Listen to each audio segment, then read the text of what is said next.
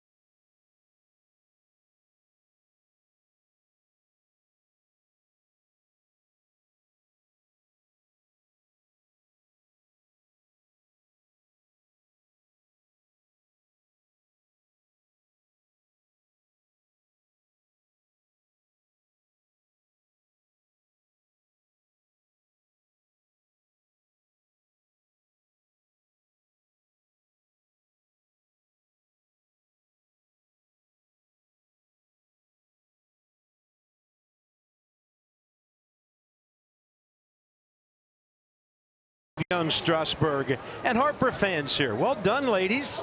Walking the concourse, promoting the Nats, and game one upon us in a moment. So guys not named Max Scherzer since early June, winning just 3 out of 20 decisions. So that's 29 starts, high ERA, high opponent's batting average. It's very obvious. Tonight, Gio, tomorrow, Roark, and then on Wednesday, tomorrow, Hellickson, and then on Wednesday, Roark. They need to step it up, FP, and we're encouraged by what Gio did last time out at Pittsburgh. Yeah, it's time for everybody else to lock in. That's simple when you see those numbers. Although in those numbers, there was maybe some AA, AAA guys that were rushed to the big leagues out of necessity. But Gio, since Matt Wieters has come back, it's a perfect shot of something that Gio needed. He and Pedro Severino, for whatever reason, just didn't click the last few starts. He's more calm with Matt Wieters behind the plate. So in a ballpark where when the roof is open, the ball really flies, it's imperative for him to keep it down here tonight against the Brewers. Jhoulys Chacín will be facing the Nats in his third different uniform. First came the Rockies, then came San Diego, and now the Brewers. 8 starts against the Nats, 3-2. He gets a lot of no decisions in his starts, doesn't pitch deep into games very often, so some early offense would be great for the Nats. The Nats hit 8 homers almost a year ago here today. 5 in the 3rd inning. They hit 4 in a row, and of course that was at Nationals Park when they went crazy. So the guys are rounding the bases all night long. A 15-2 win. I'm sure we take half of that here tonight.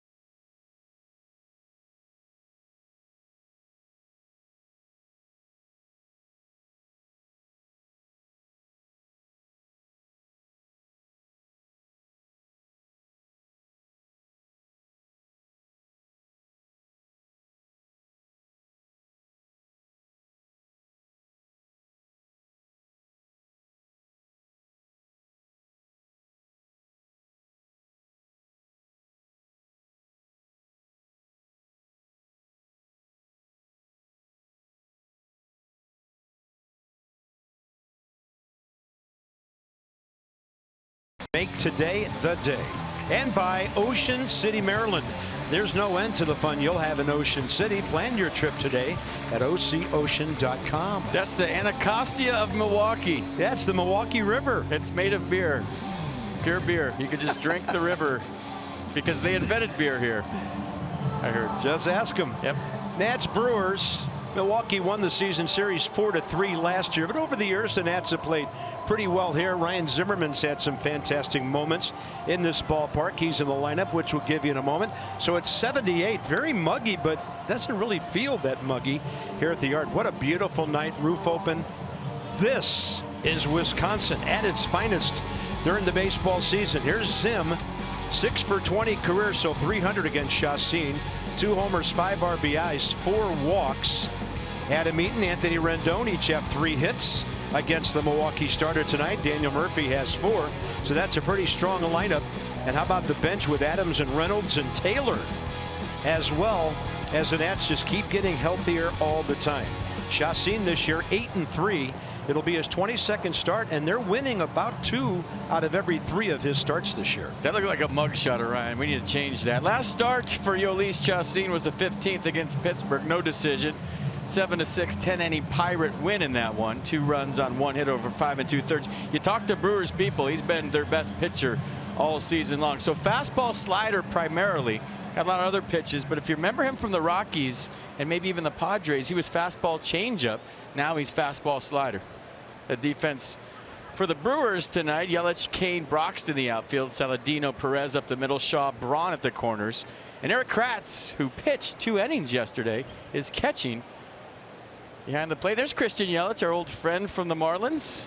All-Star, hit a home run at Nats Park in the All-Star game. Yeah, made his first All-Star team. It's 7-10 here, 8-10 back home, and we're underway on time with a strike to Adam Eaton called by the 3rd-year big league veteran umpire Nick Lentz has the plate tonight. Adam at .328. On base percentage is now over 400, checking in at 403 because he's hit .377 over his last 16 games.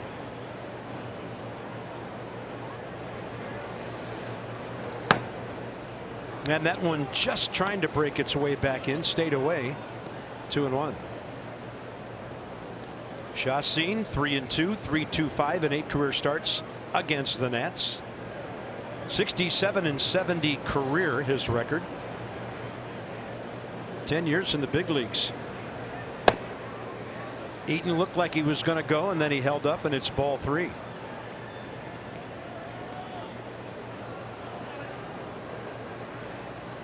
They give him right center. He faked a bunt on 3-2, 3-1, tossed his bat, and now it is 3-2. Did they say he went and offered at the bunt because the ball was not a strike? I should say the pitch was not a strike. Did he go? No, he didn't, and that's not even close. Interesting.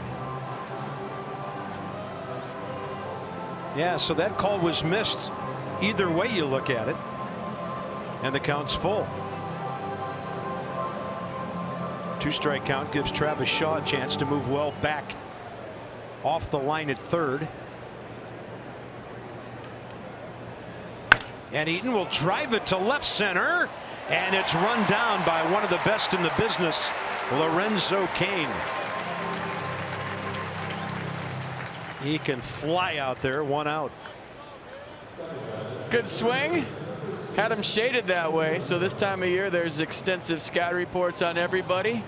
Lorenzo Cain starting in left center and just kind of cruises over as this one hangs up a little too long for Adam Eaton. Good at bat. Nice play.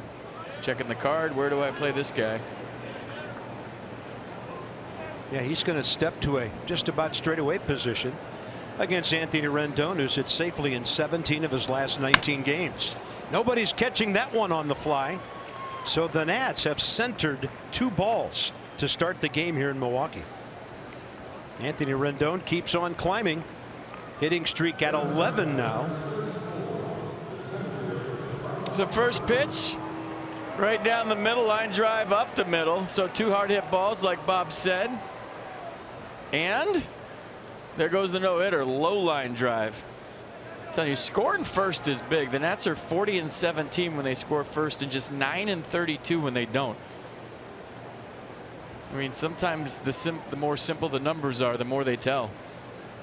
Rendon 14 for his last 41 during the streak. Bryce Harper goes up swinging, and this fly ball left field way. It'll have enough spin on it to stay in for Christian Yelich to make the play. Ryan Zimmerman, .291 career against Milwaukee with 14 homers and 53 or 53 RBIs. He loves to hack in this yard.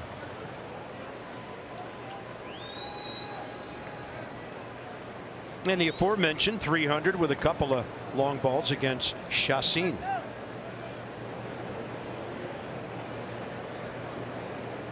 I don't know who's been out longer, you or Ryan, but welcome back, partner.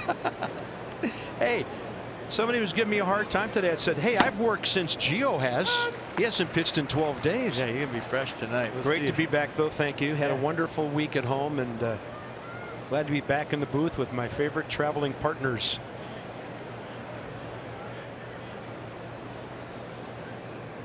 And thanks to Johnny Holiday for filling in so well, as he always does. Off the glove of Saladino, the shortstop, and a ball stung by Ryan Zimmerman. Yeah, got to give that an error, even though he hit it hard. Saladino looked like he was on ice skates right there. I mean, maybe it's hooking back toward him a little bit, but he kind of came up on that and then slipped as he went for it. Watch this, kind of came up, and then now the cleats come out from under him. And let's check out Ryan running to first. Looking good. Well, you got to make that hurt if you want Soto. Well, extra out, here you go. Guys are attacking early in the count here. Harper swung at the first pitch. Rendon did. Zimmerman swinging early. I'll tell you why in a second. And Soto gets his first look at Chacin in person.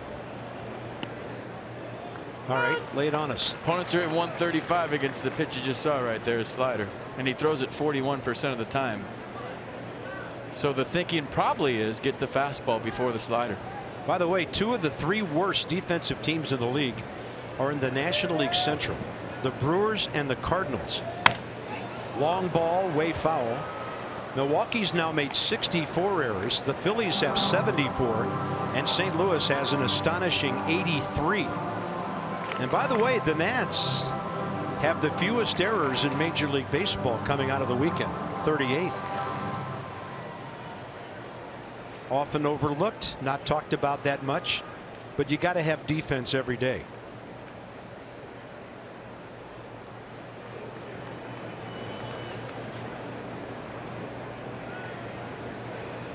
Chacin hanging on that back foot for a while before he came forward.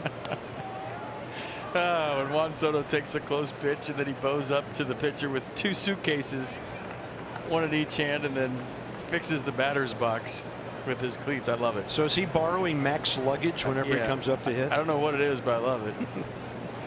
2 on, 2 out here. It's confidence is what it is. Trying to get the game, the series, and the road trip off to a good start.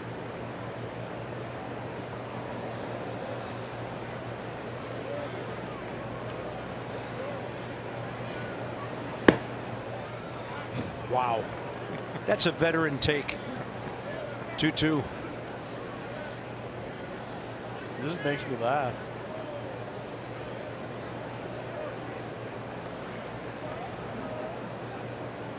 Look at that for a rookie.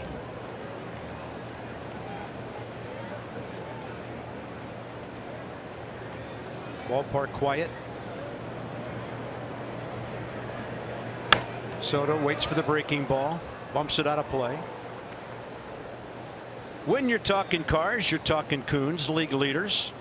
Among rookies, and we got some rookies in this league hitting lots of home runs, so take him a while to catch up in that category, but everything else Juan Soto no worse than 3rd and at the top of the league in a couple of very important departments. Well, he keeps doing what he's doing. He's going to win Rookie of the Year. .422 is the on base percentage, and out of the last 30 games he's only failed to reach base in 4 of those games. 2-2 with 2 outs and 2 aboard.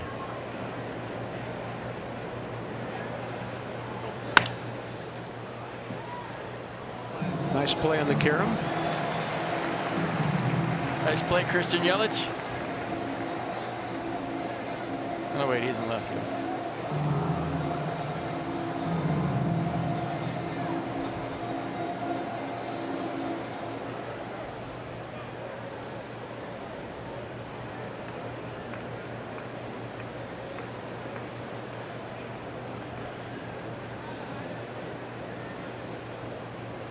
Two again. High chopper. Cutting over is the shortstop Saladino, and they've got Soto by a step and a half. Nats get a hit and an air lead too. Some hard hit balls, and here comes Gio.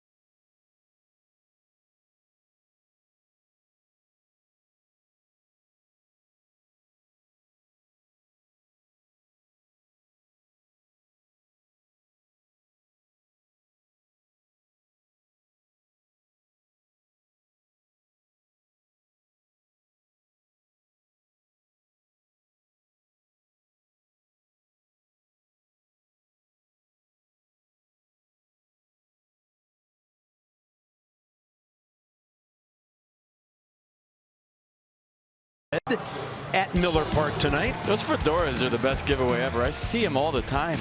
Christian Yelich is on fire for these guys. He's hit safely 11 of his last 12 games. He's 10th in the league in batting at .303, 8th in runs, 7th against left-handed pitching. And as FP mentioned, just went to his first All-Star game. So here's Gio, career 9 starts against Milwaukee, 2-4. See the Arsenal hitting .342 against his two-seam fastball, just .146 against the four-seam. Curveball change to go with it. So July 11th, like Carp said, long time for Gio. He had a tough luck 2-0 loss against the Pirates. Remember that game? 2 runs on 6 hits over 6 innings through 89 pitches. So he'll be fresh.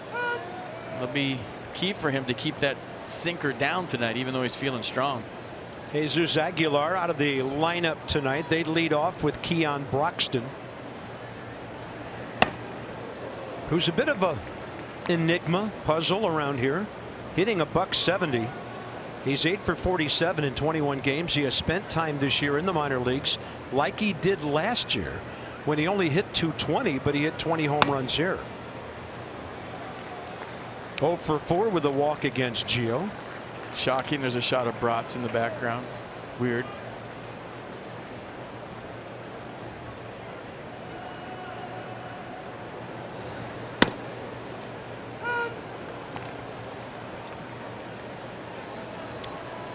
So Gio full on the first batter.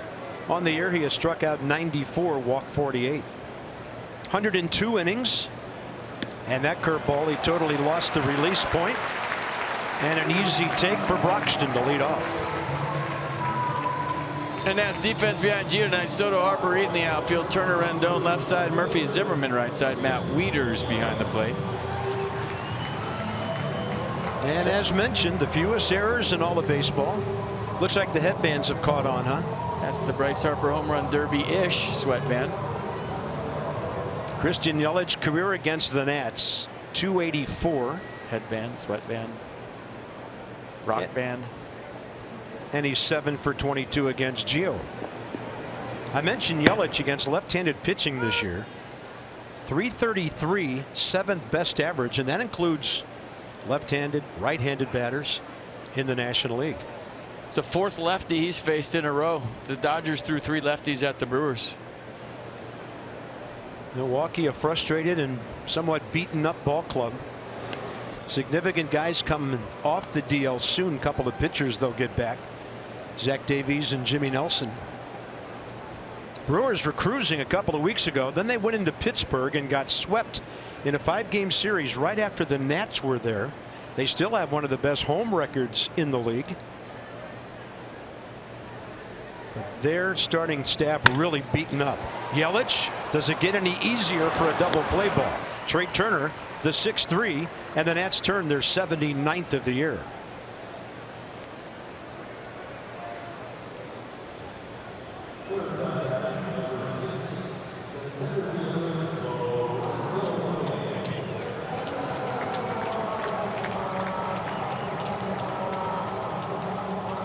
Another all-star, Lorenzo Cain.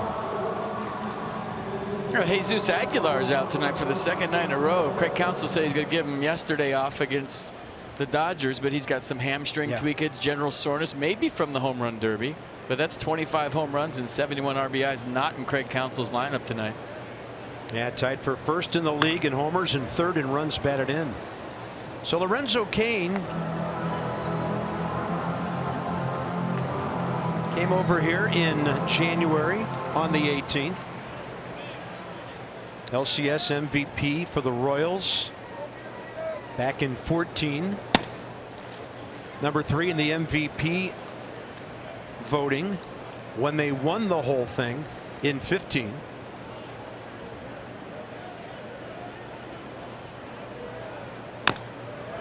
And a ball tap foul.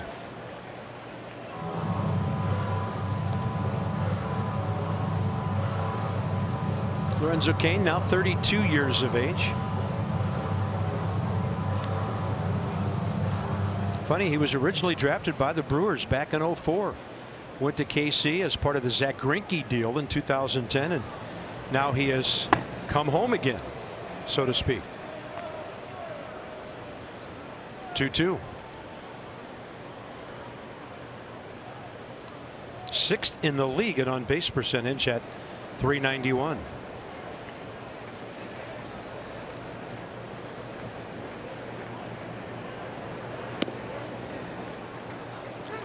We've seen Gio miss by a wide margin on a couple of pitches. I would think FP probably take him a second to get a feel for things out there after not facing hitters in nearly 2 weeks.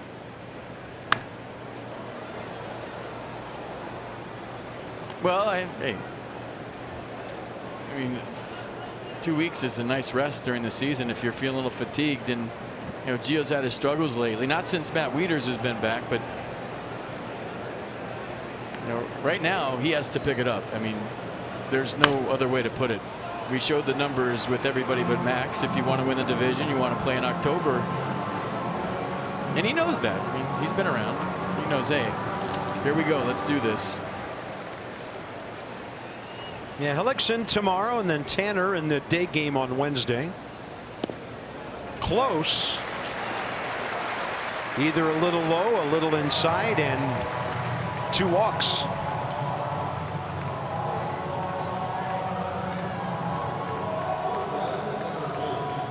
That'll get Ryan Braun into the box. Yeah, he's telling himself to stay through it. He kind of cut that fastball off and didn't finish. And when Gio's at his best, he's throwing the ball right through the catcher. And that's what he's telling himself right now. Finish. Ryan Braun playing first base. He's had a couple of times on the DL this year with back issues. So hitting just .232. He's played 73 of the Brewers' first 101 games. And he and Gio have had some battles. Gio's handled him well, retiring him 17 times. 3 walks, 5 strikeouts in that matchup, just 3 RBIs.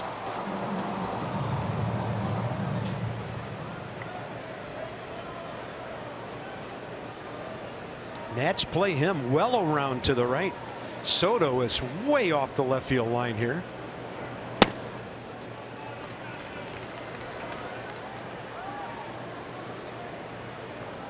Ryan Braun's 12th year in the big leagues. Last year, his left calf had him on the DL twice, missing 39 games.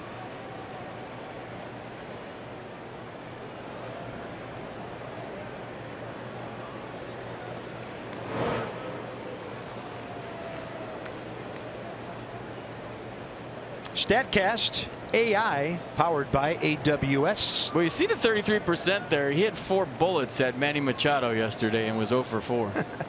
Yeah, the Brewers guys were lamenting the number of line drive outs Braun has made lately. Kind of ironic that Manny Machado was sought after by the Brewers, but the Dodgers reportedly wanted their right-handed reliever, young Corbin Burns, and Milwaukee said no way. So he plays his first series with another ball club in this yard. 1-1 count. Runner going, swing and a miss on the breaking ball, and was that ball foul? Yeah, going to send him back. It was a foul tip by Ryan Braun. Just got a piece of it. Well, you talk about what the Brewers have been through lately. They had 7 guys on the 10-day DL when they went in the All-Star break. They lost a 5-game series to the Pirates going into the break. They lost out of the Manny Machado sweepstakes at the last minute. Then Manny played against them and beat them, helped beat them over the weekend. They lost 8-9. I mean, the Josh Hader thing in the All-Star game. So, I mean, this is an organization right now that's, anything that can go wrong will. They're trying to fight through it. I talked to Craig Counsell for a while today.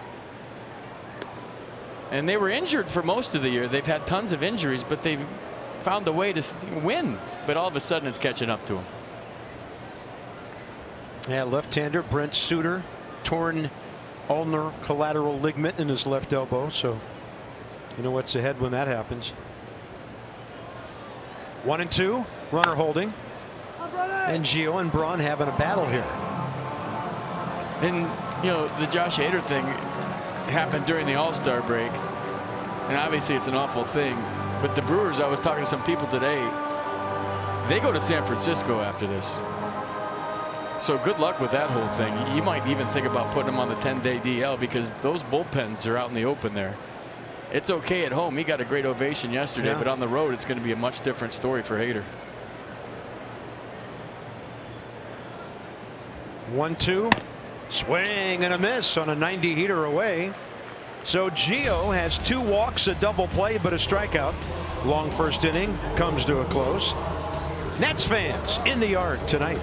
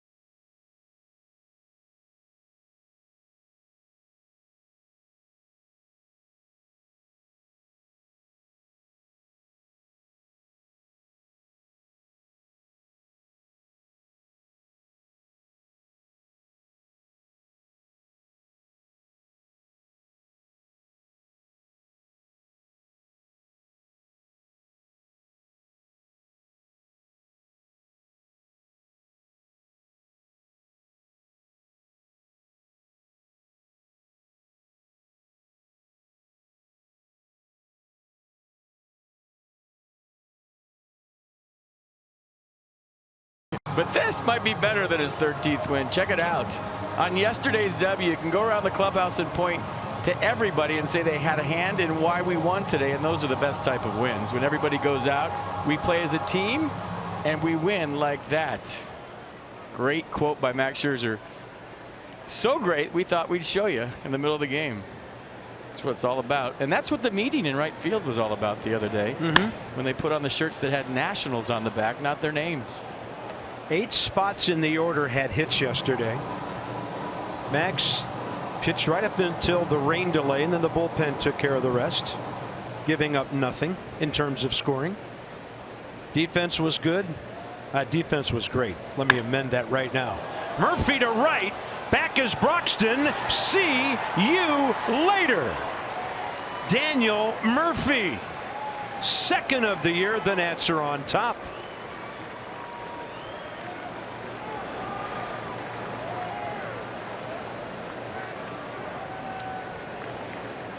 .40-17 when they score first.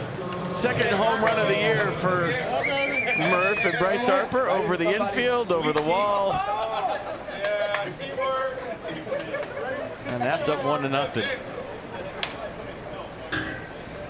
4th career homer against Milwaukee pitching. Chacin gives up his 9th of the year. Yeah, he doesn't give up homers very often, but Murphy got him, and here's Trey Turner. Nats come out of the weekend 4th in the league in home runs. I like the team game plan tonight. Seems like they're being real aggressive against Chelsea. Here's a swing again from Hitz. Like a sinker down. He just got under it. Looked like it might have been a 6.5 or a 7 ball. Murph divides the strike zone up into 8 different quadrants. Oh, wait, is 7.5 or 8 away? I got it mixed up. That might have been a 1 or a 2 ball. Either way, it was a tater. I would think the smaller numbers start inside, right? Yeah, they do. Daniel Murphy's 112th career home run. And Trey Turner got a piece of that. Talked about the length of this lineup with Ryan Zimmerman back. Trey Turner, even though he's scuffling a bit, still about as much talent as you can have in a number 7 hitter. Then the catcher Wieters. See, he's treating himself. It's like, wow, that was not a strike. Things a little sideways around the strike zone so far. First K for Chassin. I think Davey just got tossed. Davey Martinez has been ejected. Now Kevin Long getting in on it. Short fuse from Nick Lentz. And FP, this probably goes back to some of Gio's pitches in the bottom of the first, and then might have been Kevin Long tossed. But either way, there was a bad call to Adam Eaton on a bunt earlier. Let's check this out. At bottom of the zone, if that. Whenever you see a catcher pull it up, he's telling you he thought it was low. Now Trey in disbelief. So Davey Martinez still in the dugout. Kevin Long evidently ejected. Who are you throwing out? Davey just said. Max was chirping too. I like it. There's Waiters, and Matt takes a strike. You don't see that many starting pitchers that engaged on their days off on the top step barking at umpires like you just saw Max Scherzer. I love that.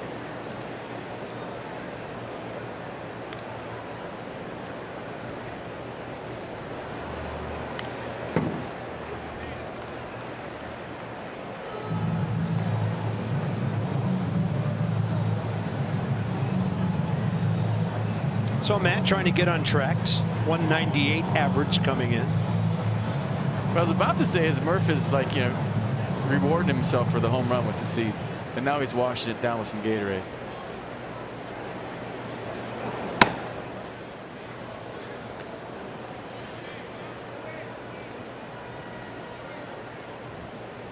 So some action here early, and the bottom line is the Nats have hit the ball hard here at the start of game one.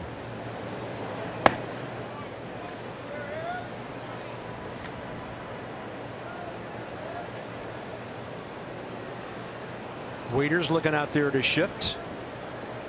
Outfield the other way a bit. Infield to pull. You know, from the side, the only thing you can see is high and low. You can't see if a ball's in or out.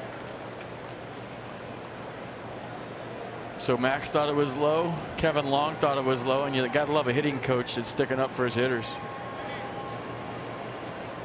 And Max will be the hitting coach for the rest of the night. I was thinking the same thing. Joe Dillon too, but probably more Max. Wieters a little confused on that pitch diving, and the second consecutive K for Yolis Chassin.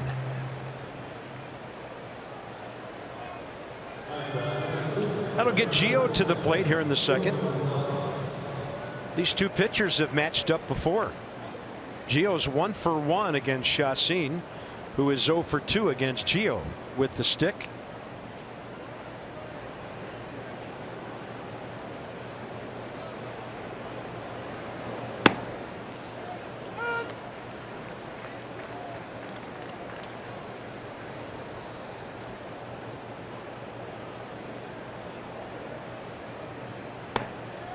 And that one breaks out over the plate. 0-2. Gio, by the way, threw 21 pitches in that 4-batter, 1 ground ball, 2 walk, 1 strikeout first inning. That's nasty. So he strikes out 3 in a row, but Daniel Murphy got him, Chassin, to start the second. Stayed down with it, stroked it to right, and a line drive goes a long way. Murph's second. Nats lead 1-0.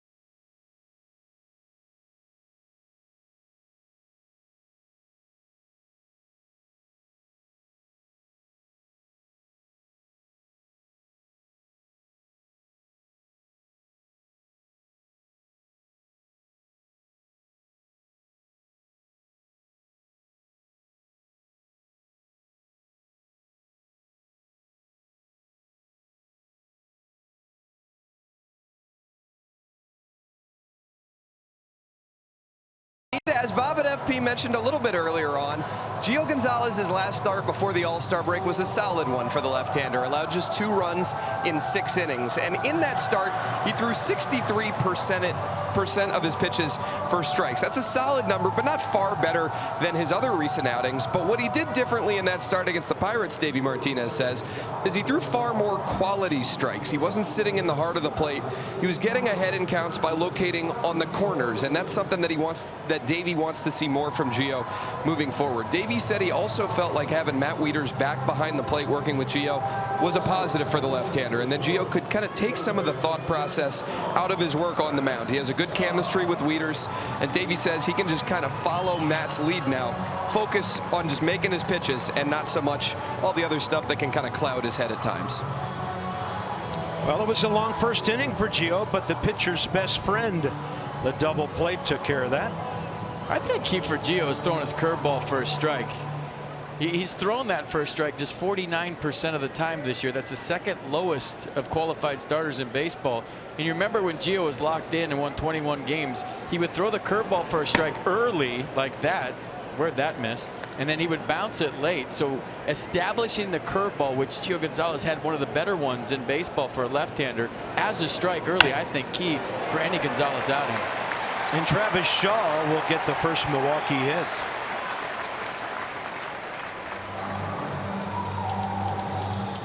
Very simple. Back when Strasburg went on the DL, we thought that Tanner Roark and Gio were the key to the next few weeks, and it didn't go well. Hellickson's back now, and you know what you're going to get from him. He goes tomorrow, but Gio and Tanner need to step things up and get the Nats off to a good start on this trip. Well, Tanner had a good second half last year, so hopefully that happens this year, and that would be great.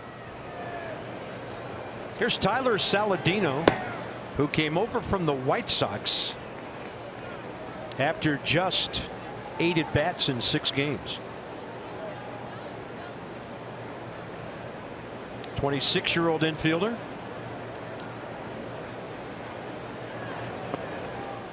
His facial hair looks like the Italian sausage you on the broad race, doesn't it?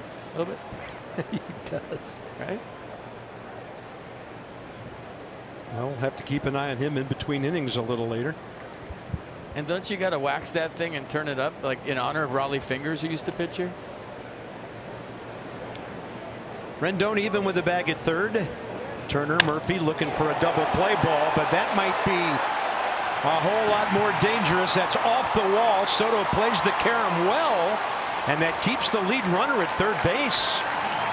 Travis Shaw got a good jump, but Juan Soto really picked it off the wall on a hop. And the Brewers have runners at second and third. That thing shot off the wall hard, and Juan Soto was charging it the other way, and he made a nice play in not letting this ball get by him going back toward the infield. If this gets by him right there, that's a triple and a run. Or at least Saladino's on third and a run, depending on how they scored it. So a nice play by Soto to keep it just second and third with nobody out. 4th double of the year for Saladino. Yeah, he's hit right around 290 in 32 games since coming over here. Here's Hernan Perez, the second baseman. And he's had success against Gio, 5 for 13. Trying to hit a ground ball to second right here. And that ball fading away right off the top of the barrel.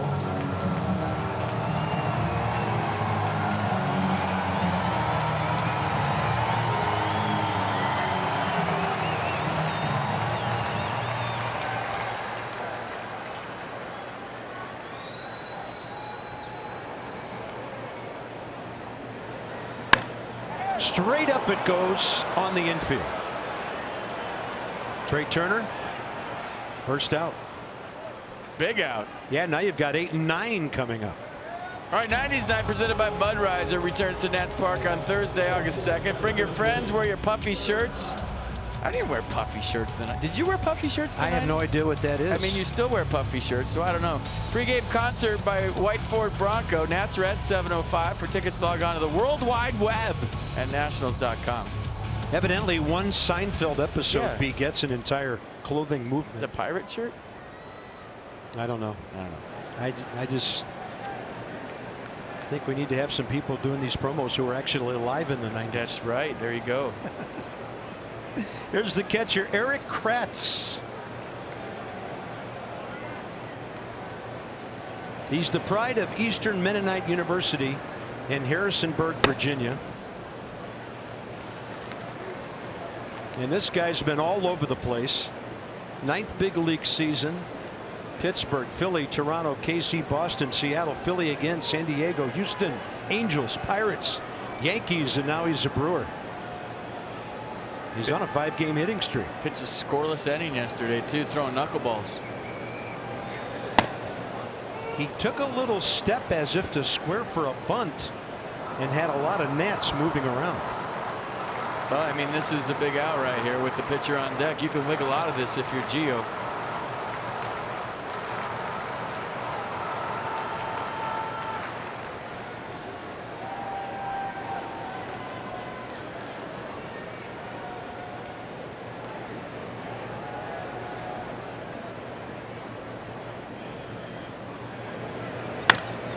High fly ball deep left. Soto to the track. It'll tie the game. Halfway to third and then returning Saladino because of a good Soto throw. But Kratz with his 7th RBI ties the game.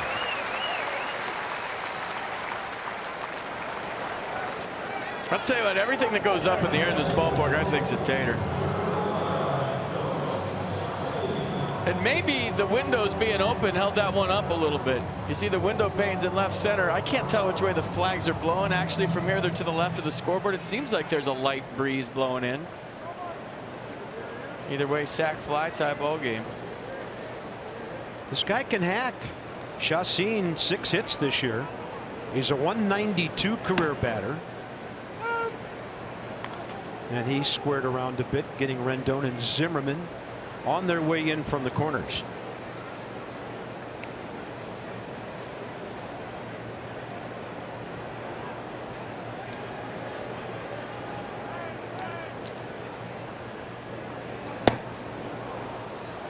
Kind of a choppy swing at a curveball that was going straight down. Nissan pitch cast. Almost got Wieters on the backswing.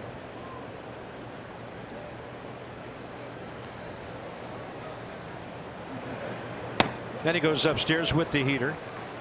So the Brewers get a couple. Adam Eaton hit the ball hard first time up, lined out to center. Top of the third, top of the order.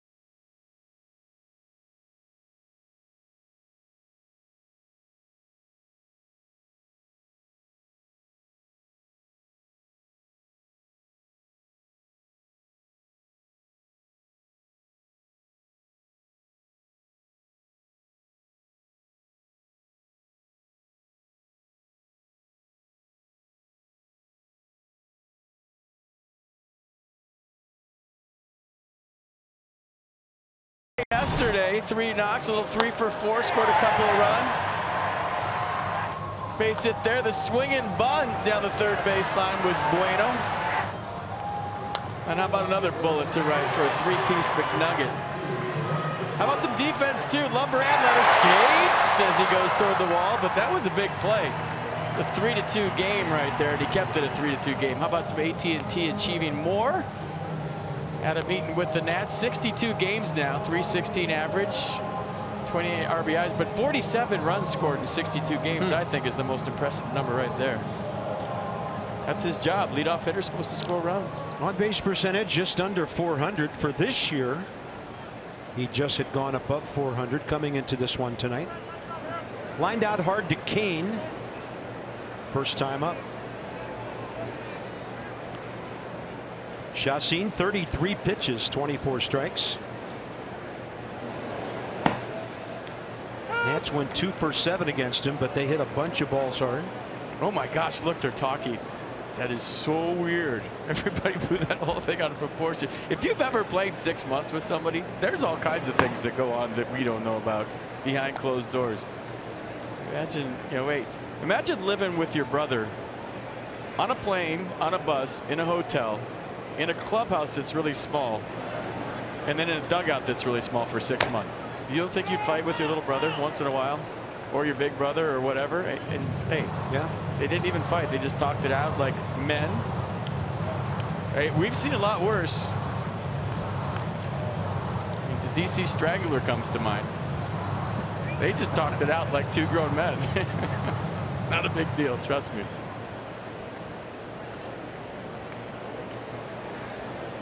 One ball, 2 strikes to Adam Eaton. Those of you who work in an office where maybe there's 30 to 50 people. Think of all the different personalities there. Does everybody like each other? No. Does everybody go out for dinner or drinks after work every day? No. So scream at somebody in the cubicle next to you tomorrow. And that's 8 or 9 hours a day, not the whole travel together thing every day for 7 months. Just get into it with somebody at work tomorrow and say, hey, I saw that with the Nats and I want to do that too. That's right. Work it out. But scream at each other. Quit taking paper clips home. I got my eye on you. That's right. It's healthy. Do it. Try it. 3-2. That's just to the left of the bag. Oh, nice try.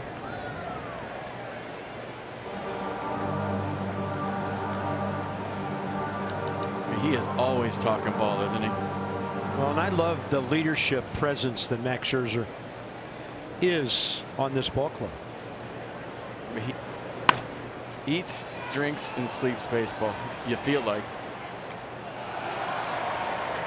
And then during the offseason, he goes out and does some other things to, get his interest away from the game. And I would imagine sometime right after the first of the year, he is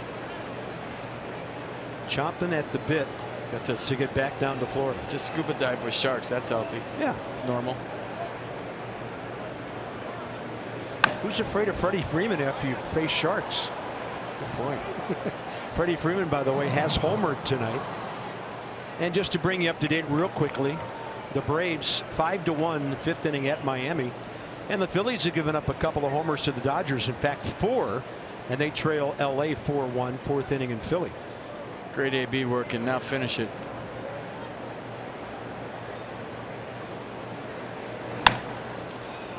Hot shot, 1 hop. Saladino backhand side. Adam Eaton putting quality at bats on everybody right now. Rendon is next. All right, Tony Two-Bag's got a bobblehead. First 25,000 fans to the Nats-Reds game on Friday, August 3rd. 7:05 start. Get the Rendon bobble, which features the new Script Nationals jersey. Get your tickets today at nationals.com.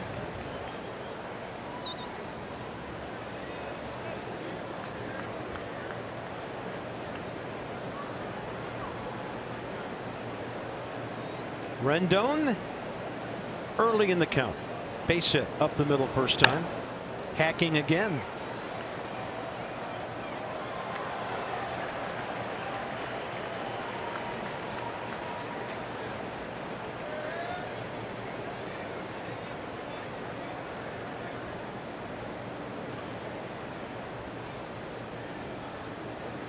Now the batting average gained a couple of clicks, 289.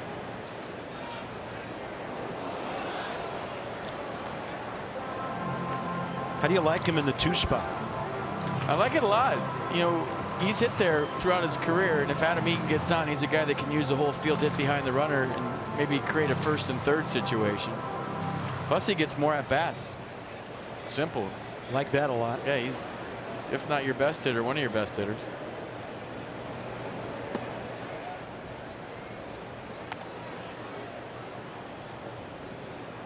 I just like to stack guys in the top of my order card that make a pitcher work and let the free swingers benefit down low. If they have free swingers at the top of the lineup, now the guy's getting through it a lot easier.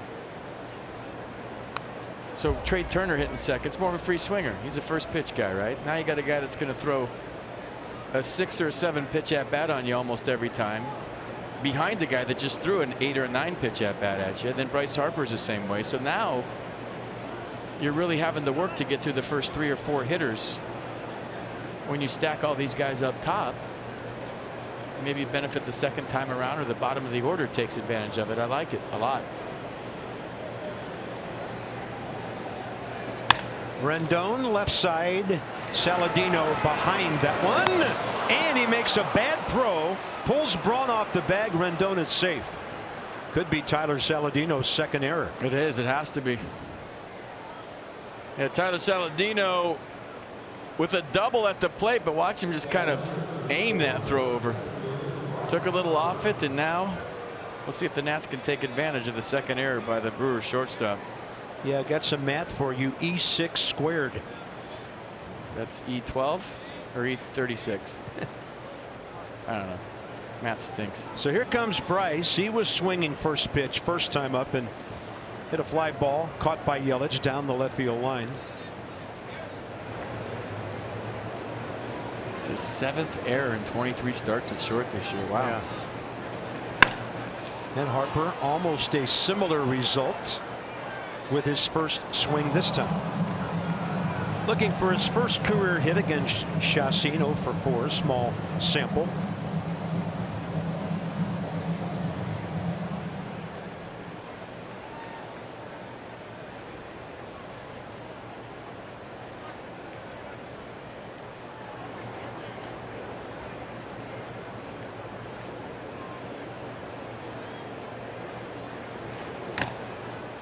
Yeah, Orlando Arcia is their normal shortstop. He wasn't hitting this year. That guy's a wizard out there with the gloves. So they sent him down to AAA trying to get his bat right. In the meantime, Tyler Saladino trying to figure it out over there. Craig Counsell, a middle infielder himself, who could pick it.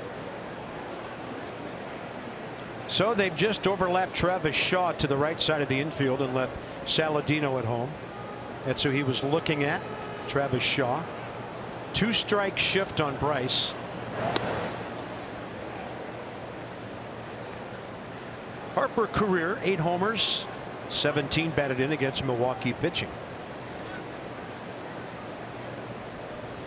67% of short balls, as we say, to the right side. Yeah, those are all hits under 200 feet if you missed it the first couple of times we said.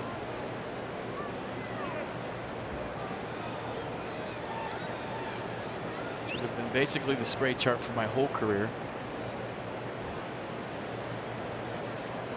Every at bat.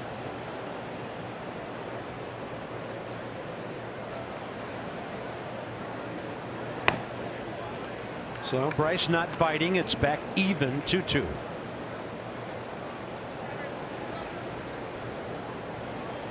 Ryan Zimmerman on Saladino's first error, first time, a hard hit ball to short.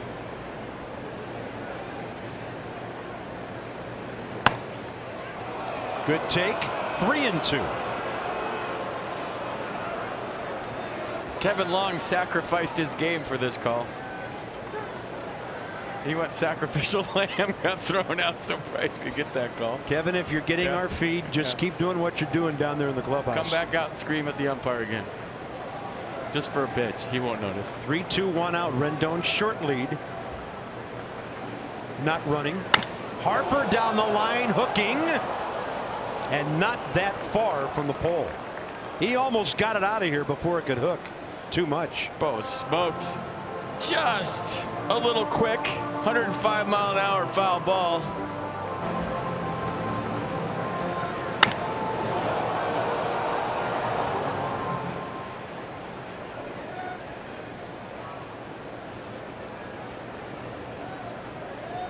Is that a 2-strike stance I'm seeing? Full count. Something flying around Bryce's helmet.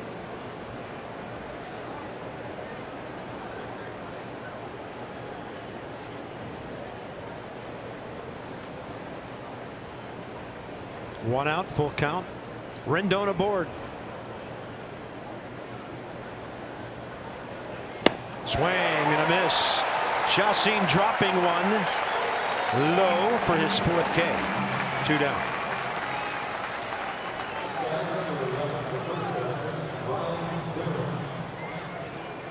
But take note of this inning. Adam Eaton made Chacin work. Anthony Rendon did too. And even though Bryce struck out, you just saw the deep breath by Yolis on the mound. They either going to benefit right here or soon because they're making him really work. At least that's the plan, right? You'd think.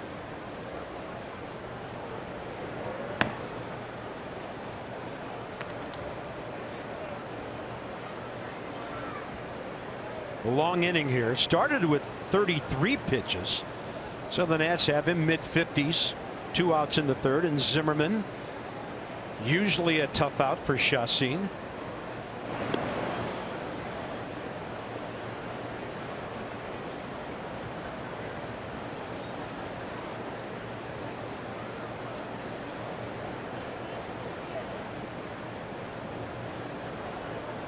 So we've had a combined 89 pitches thrown by the starters so far. Good take. Wanted to.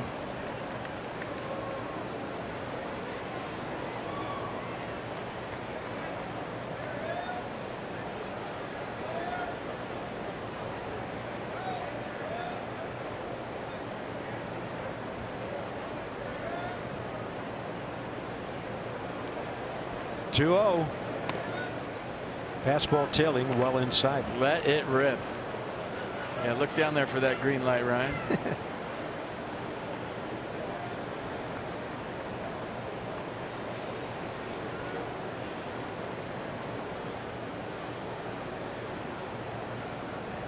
Shook off 3-0 slider. Now they're going fastball. Tails it back pretty well to the outside edge.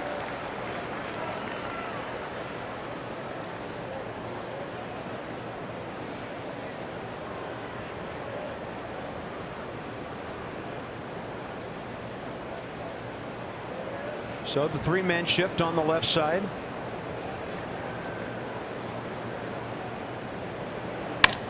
And Ryan will pull it to the second baseman. And safe at second is the call. I guess no interference is what he called. As Rendon went in there on the play by by Perez.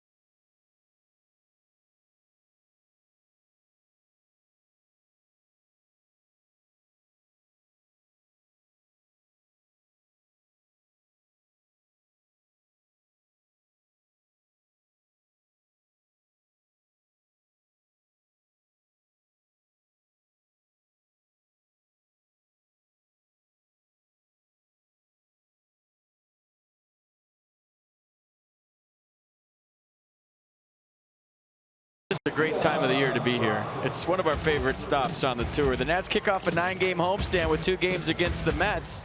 July 31st and August 1st at Nats Park. Come out and celebrate U.S. Marine Corps Day at the ballpark. That's on the 31st.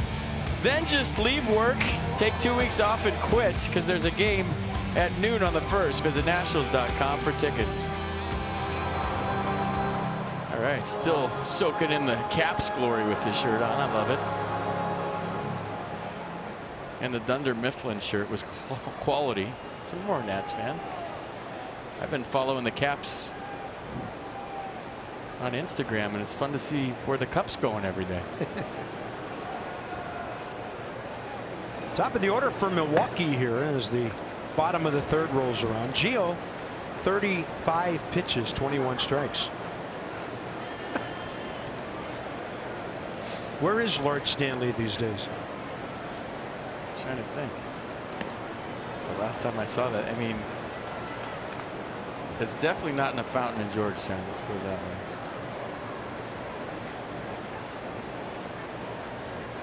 I was thinking about the Cup over the weekend when they talked about some of the detours that Claret Jug has taken after the Open Championship. Tales of Greg Norman playing Australian rules football with it, having to get it repaired. It's fun to own the Cup when you win a major and you win it all in the NHL. Matt Niskanen has it right now.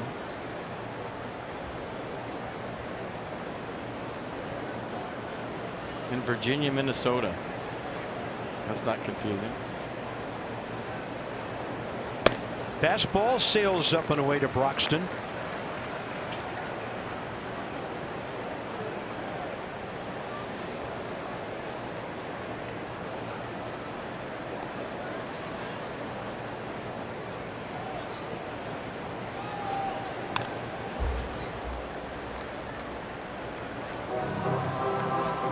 Do you think they have a cup that they let you borrow for the day that they try to trick you to think it's a real one, and then they have the real one somewhere else? You're like, here, have fun with this. I don't know, it's a real one. Do whatever you want with it.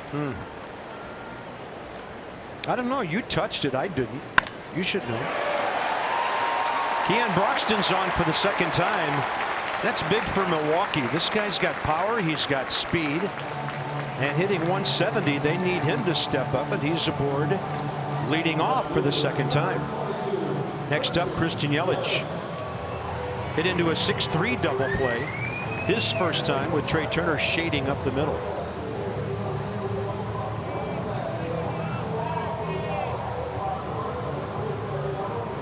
Brewers are in second place, sitting 3.5 back of the Cubs. 4.5 up on the Pirates, who are ahead tonight, and they've won 9 in a row.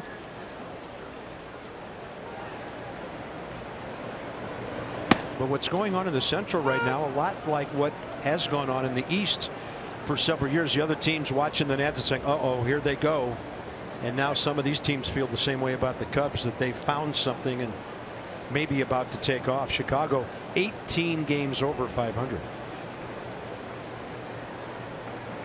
Big lean going at first. He's trying to get a jump.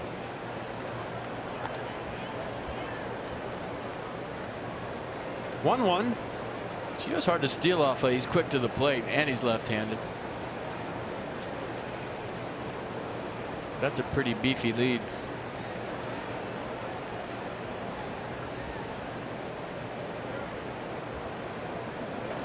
Turner stationed right where he was first time. Runner on the move, curveball. Wieters throw into the runner in short. And for Keon Broxton, who hasn't played a lot at the big league level this year, his 4th stolen base in 5 attempts. I mean, he really tipped this off. He had a big time lean going the first time. Gio kind of was quick to the plate, so he shut it down, took a jab step, and this time he got a tremendous jump on an off-speed pitch. So a couple extra steps there for Broxton. Still second easily. Lead run, scoring position, nobody out.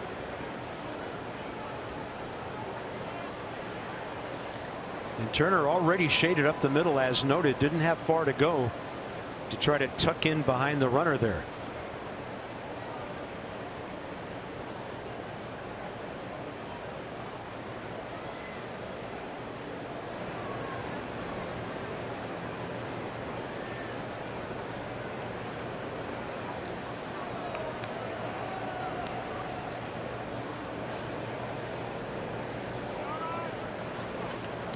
I don't think you need to be real worried about Broxton with nobody out and a lefty up. Just give him a couple extra looks and concentrate on Yelich. And maybe with Lorenzo Cain and 1 out, if he's still there, then you bear down. I don't see him stealing third here. Yelich has been a good addition to the Brewers. 12 and 47 the power numbers. 5-player deal. 4 of them went to Miami on January 25th. To get him here after he went 18 and 81 for the Marlins last year. 21 and 98 the year before that when he won an outfielder's Silver Slugger. Christian Yelich still only 26 years old. Signed through age 30.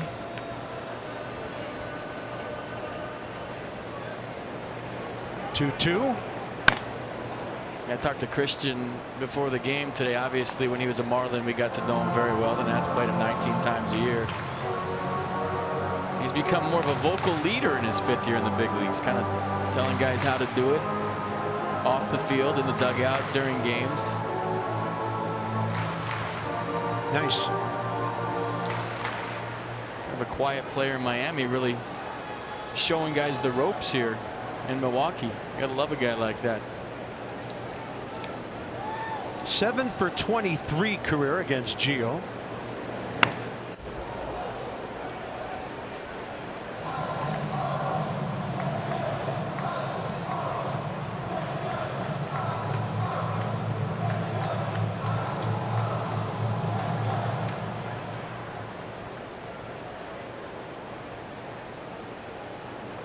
So Broxton a base hit and a steal. Nobody out here. Extended battle between the lefties here.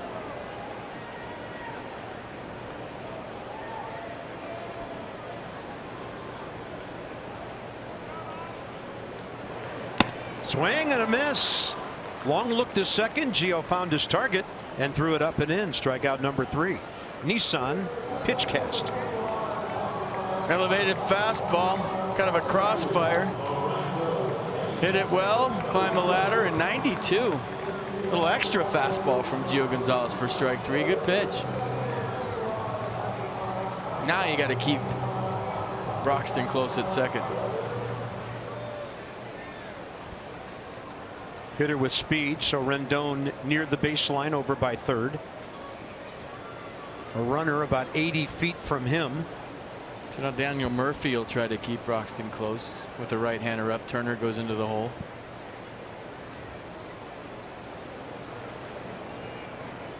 And Murphy applauds the inside move there.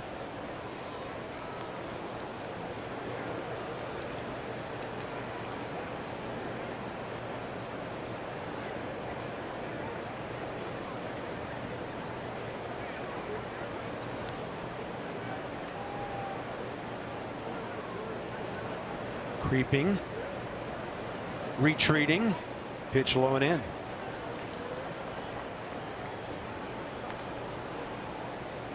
Now, how do you keep a guy close at second? Well, if you're Gio Gonzalez, vary your looks, vary your tempo to the plate. Don't get into one look and pitch. Sometimes you give him 2 looks, sometimes no looks.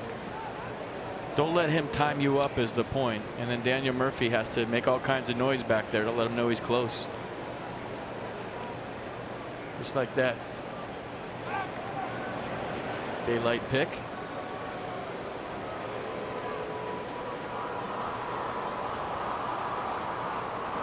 So whenever you show the bare hand, that means you're going daylight pick. Watch Murph flash the hand. There you go. That's the sign. Throw it. Doesn't matter if you get him. At least you're letting them know you're thinking about him. A couple of guys acquainted from the 2015 World Series there. Former Royal, former Met. 1-0 the count with 1 out.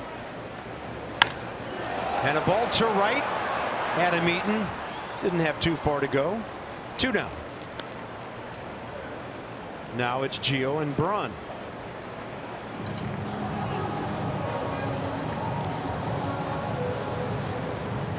And I always thought that if a guy wants to steal third with 2 outs, go ahead. Because A, if I'm Daniel Murphy, I don't want to give up range to knock a ball down. And B, if I'm Anthony Rendon, I don't want to cover the bag and create a hole in the left side. So if you want to steal third with 2 outs, walk into third. My thinking is you get the hitter instead of creating all kinds of holes that could lead to a run. Right.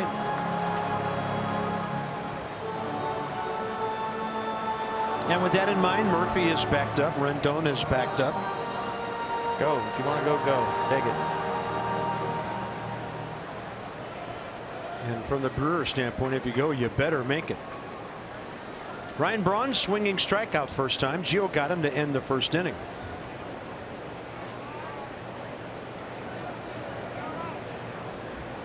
First pitch, and there's the hook where he steals the early strike.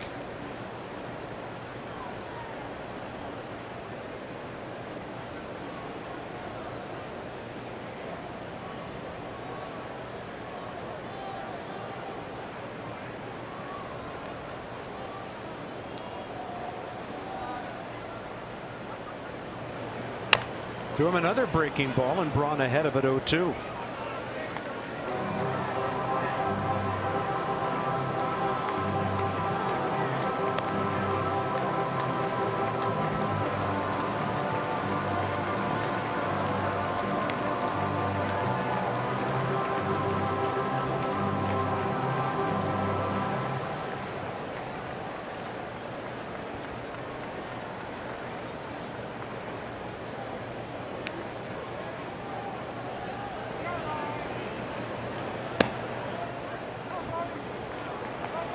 So Braun not biting on the 0-2 off speed.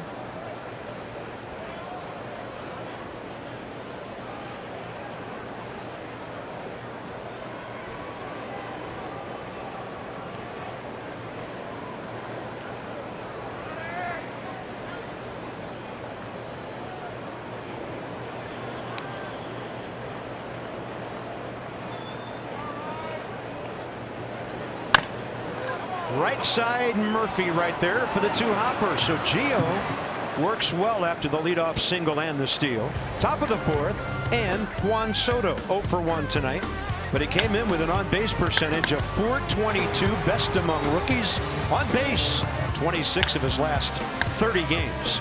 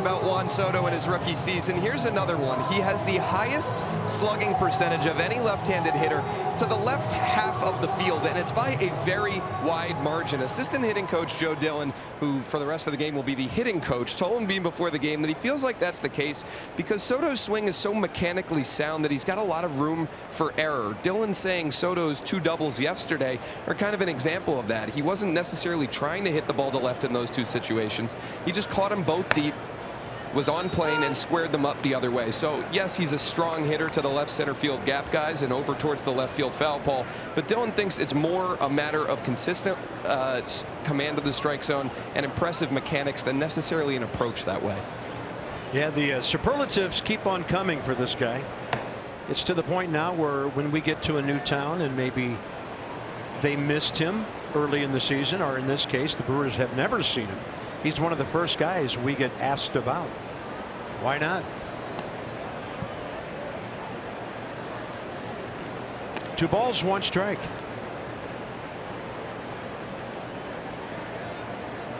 Hit the ball sharply to the shortstop Saladino, first time up. Chassin, by the way, early fourth inning, over 60 pitches.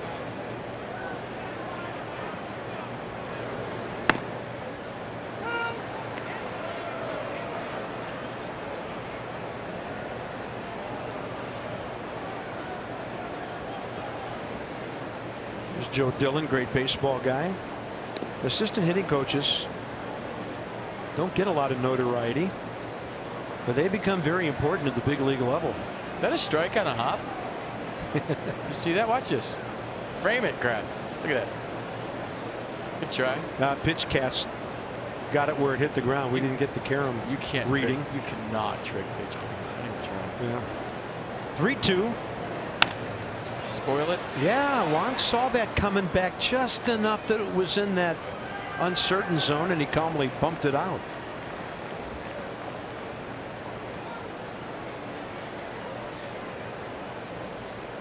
Daniel Murphy has the Nats' only RBI tonight, one of their 2 hits. Line drive homer, first time up.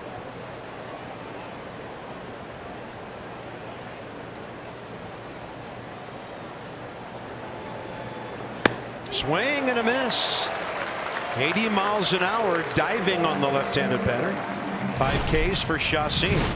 All right, time for some Geico highlights. Daniel Murphy, first time up, gone to right field, and there's the numbers: 103, 384 feet. So 15 minutes could save you 50% or more on car insurance. Visit geico.com to see how much you could save. Boy, that sounded like a home run all 3 times. It did. And another one. Murph's 4th career homer against the Brewers.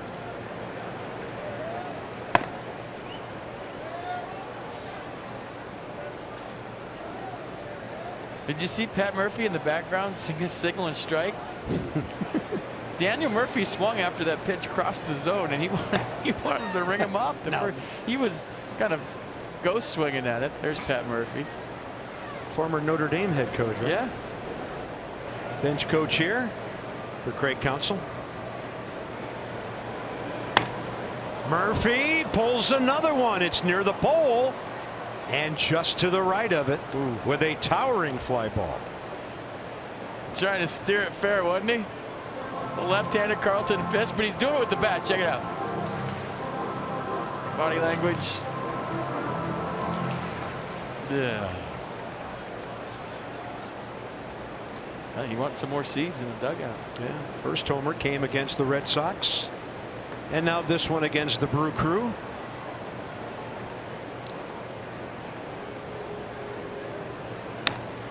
Ooh, that was a good swing. That might have been one of the best swings Murph's taken since he's come back.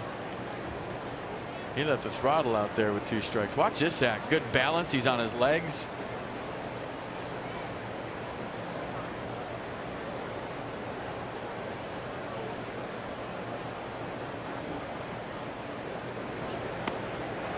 And Chassin keeps spinning low 80s up there to get strikeouts. Number 6. It says slider on Fangraphs, but to me it's more of a curve. Maybe it's in between a slider and a curve, a slurve.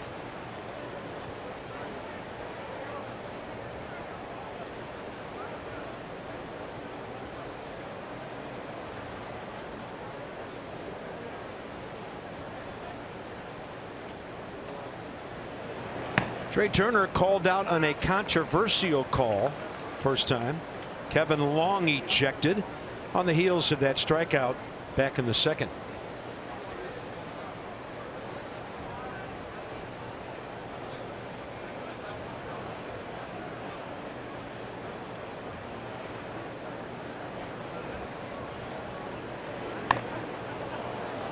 And Trey backing away from the fastball, bunts. And didn't run to first. Didn't run. And if a player leaves the batter's box and the umpire figures that's it, he can just call him out. So we'll give it a 1 unassisted for the pitcher, Chassin. Trey trying to bunt. He was retreating here, FP. Well, even if you bunt and you don't like where the bunt went, you still got to run to first.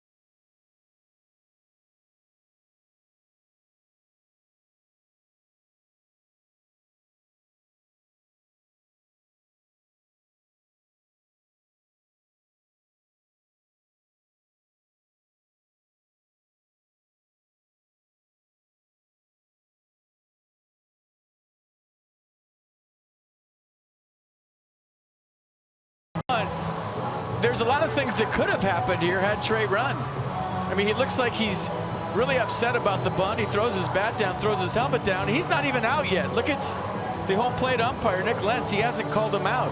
You could run into Eric Kratz and get interference and get the first, steal second in a 1-1 game. You could run fast to first and watch somebody panic and throw it down the right field line and be in scoring position. So, I mean, the bottom line is he's real embarrassed right now, but you have to run. I've never seen that before. Bottom of the fourth.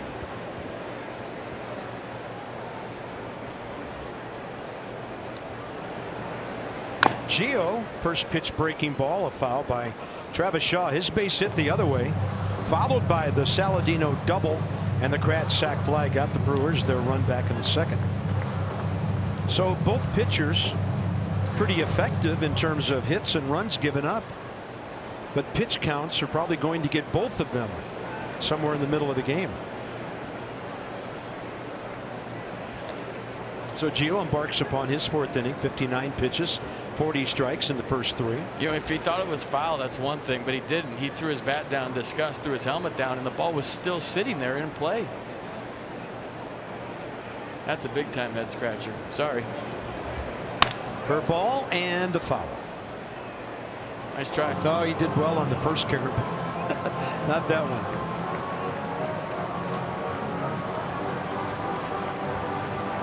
I don't know, maybe because of the recent struggles and the way the Brewers were beaten up and losing games going into the All-Star break, I'm just not sensing the crowd atmosphere here tonight that we usually have here in Milwaukee. It's a great baseball town. Folks come early, they tailgate. It is a Monday night, but it's the beauty of summer right here, and just not feeling it like we usually do at Miller Park. Well, it's because the Zimmermans aren't here. The ones the tailgating kings of Upper Wisconsin. Yeah, the ones with the two ends. Yeah, they used to put on quite a show here. Yeah.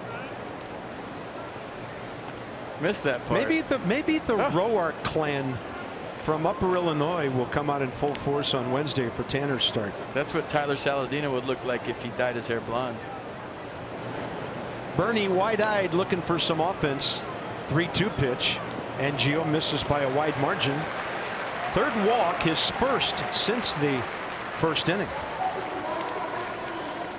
Brewers have had their leadoff man on all 4 innings.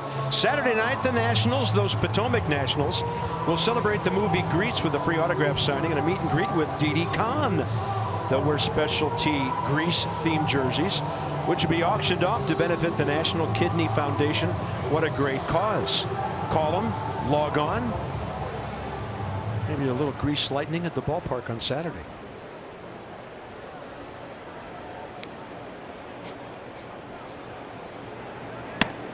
Tyler Saladino for the Brewers, the big blow of the game, his double off the left field wall, first time up. Not to be forgotten, though, the play made by Soto, because if Juan doesn't pick off that carom perfectly, the sac fly might have driven in a second run instead of the first.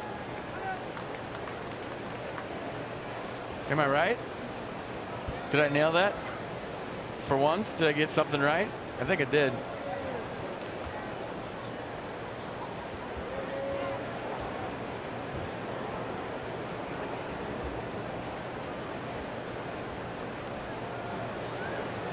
One. A lot of room right side. Looked like Saladino had a right side idea. It was pretty much a rocket into the seats foul. And Gio's got him 1 and 2 here with the runner aboard. Bernie's cool, though. I dig Bernie. He's a good mascot. Yeah. Barrel Man, on the other hand, is creepy. I haven't seen him yet.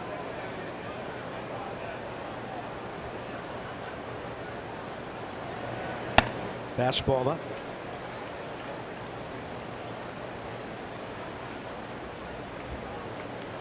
Remember, Barrel Man's just like a beer keg, right? That they painted white, and then his head does the Linda Blair 360 thing. Yeah, that rather disturbing. Yeah.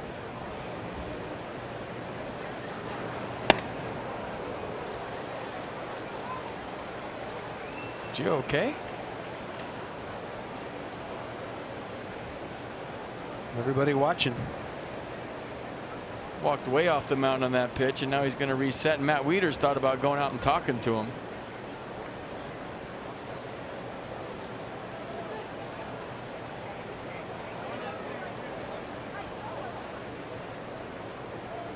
Another 3-2 count. Tough ballpark in which to walk guys. Brewers aren't at full strength, but he's walked the first 2 here in the 4th. That brings in Hernan Perez. So walks number 3 and 4 here. That's where you need to regroup, reset, get loose, whatever it is. You can tell the frustration right now from Gio, and wonder if anyone's thinking about a mound visit right now. It just doesn't seem like he's finishing the fastball, staying through it, kind of cutting it off for whatever reason.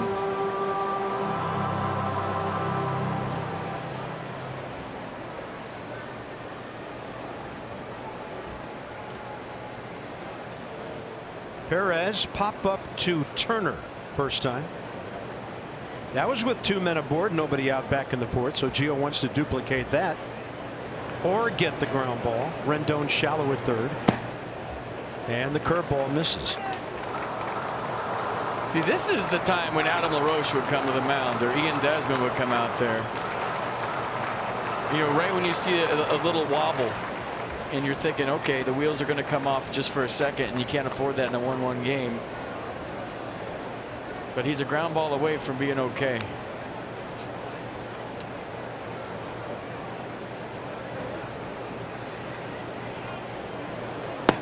And he's not finishing. 2-0. Wieters has to go out now.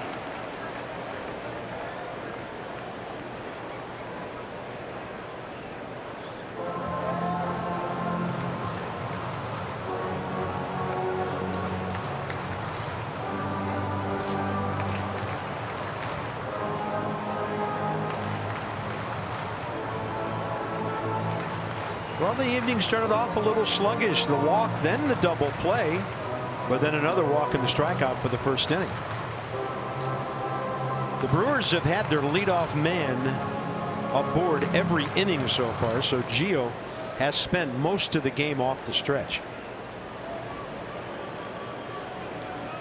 This is a big pitch, 2-0, 2 men on, nobody out. And then Perez trying to catch up with an off-speed pitch.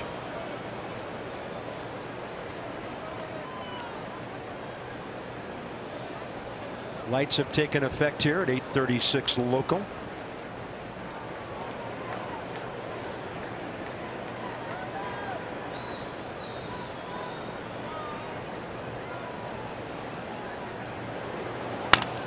That's a base hit to left. Shaw around 3rd. Ed Cedar will hold him. And the Brewers have the bases loaded, nobody out. Good charge by Soto to freeze the runner. So Eric Kratz, the catcher, the number 8 hitter, is next, and that's Milwaukee's 4th hit. Okay, ground ball. If it was at somebody, it would have been a double play, but in the hole, loads the bases, and like you said, Carp, good observation. Juan Soto charged that hard with nobody out. You can't send Travis Shaw, who doesn't run well. Eric Kratz has their only RBI, sac fly with runners at 2nd and 3rd. Back in the 2nd, 2 innings later, a chance to bust his team on top. 2 for 10 career against Gio with that RBI tonight. And he's fallen behind every hitter here.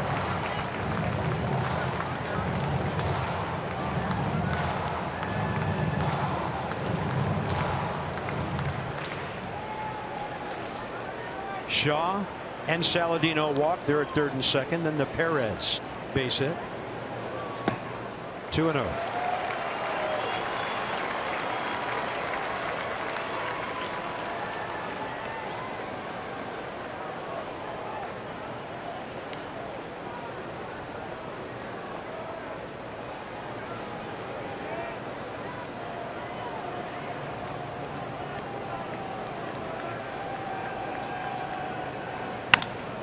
He was swinging deep short. Turner, is there a play? There is at first. Turns it into a remarkable out. Milwaukee takes the lead as Trey Turner gets an out of that somehow. That's the only play he had, so great play of keeping Saladino from scoring. Saladino runs well. He'd have beat that to third, so no option there. Perez runs well, so no option at second, so all he could do was from a knee in the hole, throw it all the way across and get the catcher Kratz. So nice play by Trey Turner to keep this just a 2-1 game. And a nice pick by Ryan Zimmerman, backhanded, to complete the play. Yeah, we'll give stars at both ends of that play. Infield in now. Chacin, the hitter. He has 3 sacrifice bunts this year, so he'll lay it down here and there. And that pitch up. Was it that end that he went spinning out like that? I mean, he tried to bunt at it and entice a ball. That's all he did. He nearly stepped on the plate.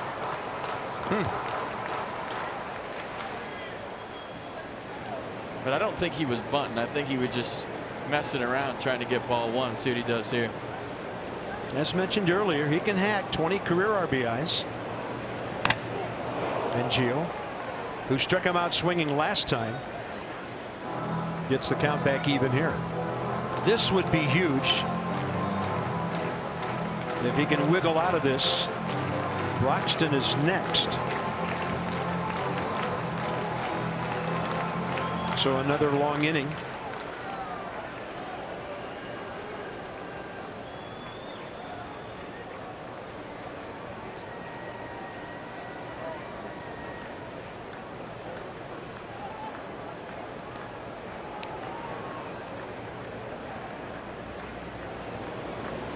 He is bunting, and it's off to the right.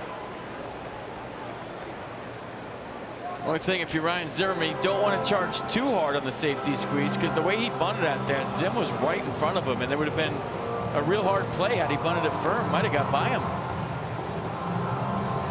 I think he's thinking that right now, and he's asking where they want him to play. And some pitchers don't mind bunting with 2 strikes here and there. See what the Brewers have in mind here. He's going to take a hack, and he's going to get a base hit to left. Saladino scores. Perez stops at third. And Yolis Chacin, first RBI this year, 21st of his big league career. Both men who walked starting the inning have scored.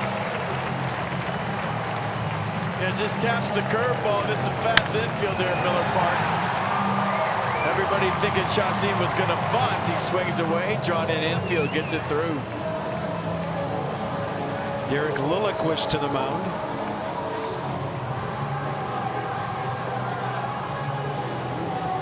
Two runs in, runners at the corner, still 1 out. And the Brewers will get it back to the top of the order here.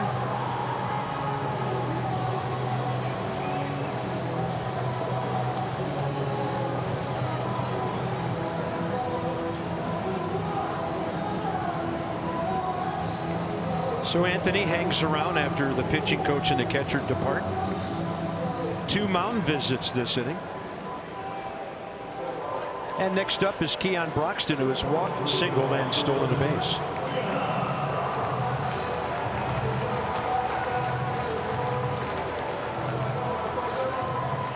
That's where you got bear down and keep this a 2-run deficit. Bow your neck, whatever you have to do.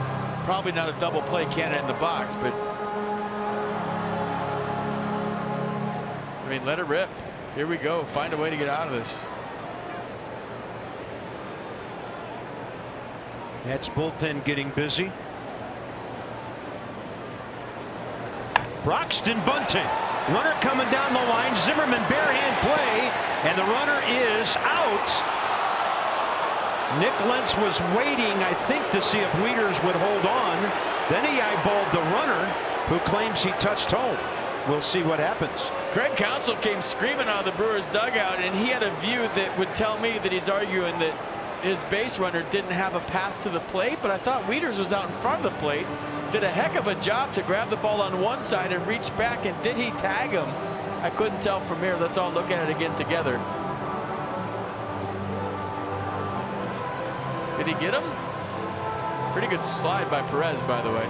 The throw on the other side of the plate, Wieters having to go across, got him. Great tag by Matt Wieters.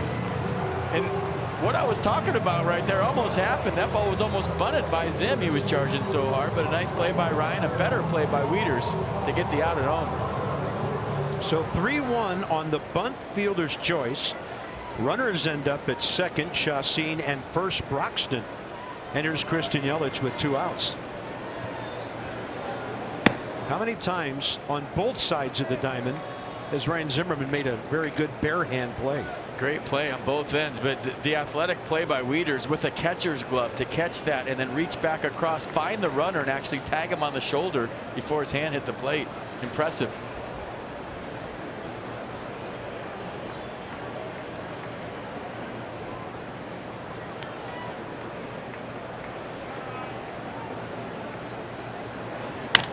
Yelich, and a bouncer to Zimmerman. Ryan to the bag. Could have been worse. Gio keeping the ball down, getting a couple of ground balls, and the Brewers score a couple. The 4th inning of Nationals baseball has been brought to you by the all-wheel drive RAV4. Toyota, what drives you? Visit buyatoyota.com for great deals. The historic 3rd Ward, downtown Milwaukee. Great place.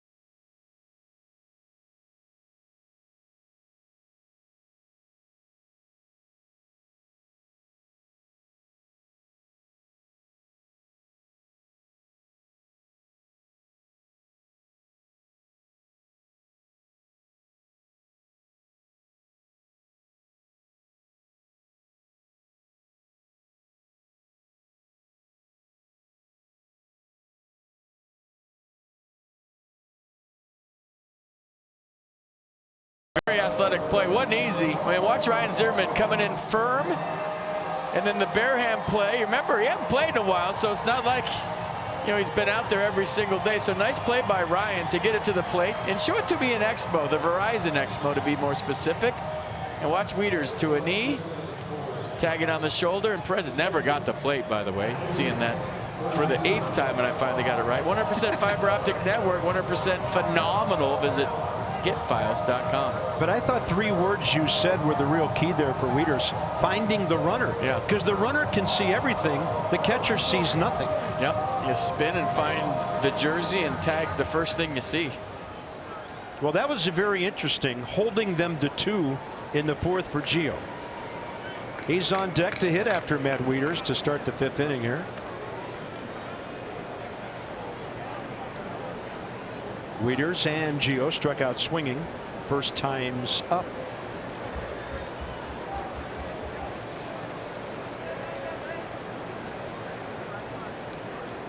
One pitcher with 73 pitches, and that's Chassin. Gio's thrown 81. Shift on.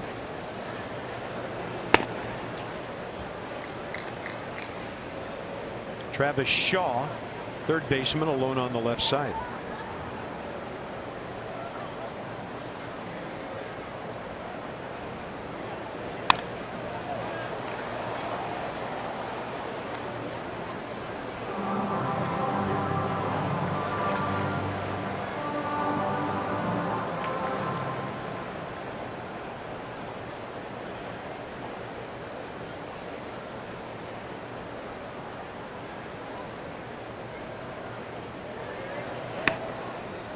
Then Chassin living high 70s, low 80s, drops in strike 2, and now Shaw will swap sides of the infield with the shortstop Saladino.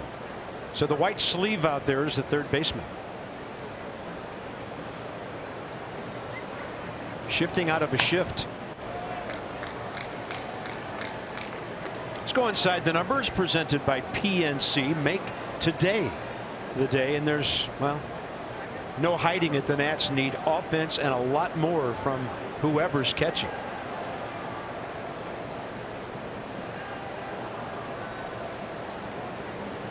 Spencer Keyboom watching tonight, and the 1-2, and Wieters, he'll be called out. Evidently Chacin had enough run back on the high heater for strikeout number 7. Nissan will cast it. Everything away, and then he busts him in with the sinker, ran it back.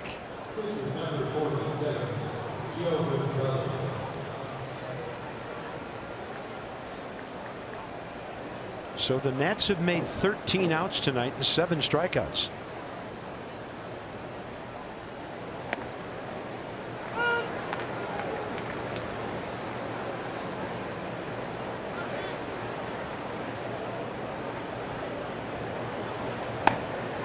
Chacin has equaled his season high, set 4 times.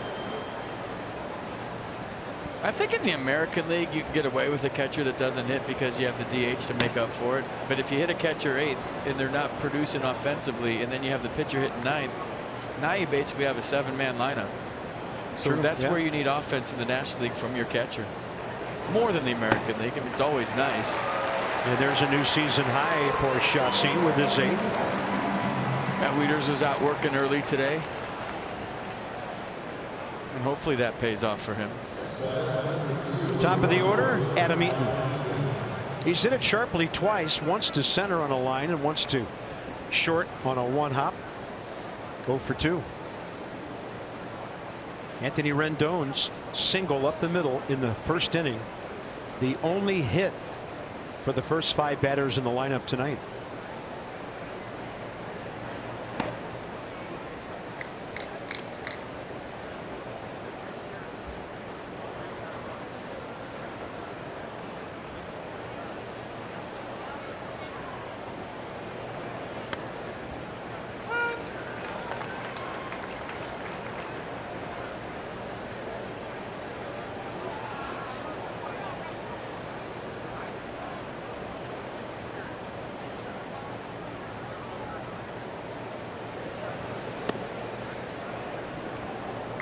Funny, I'm watching Chacin.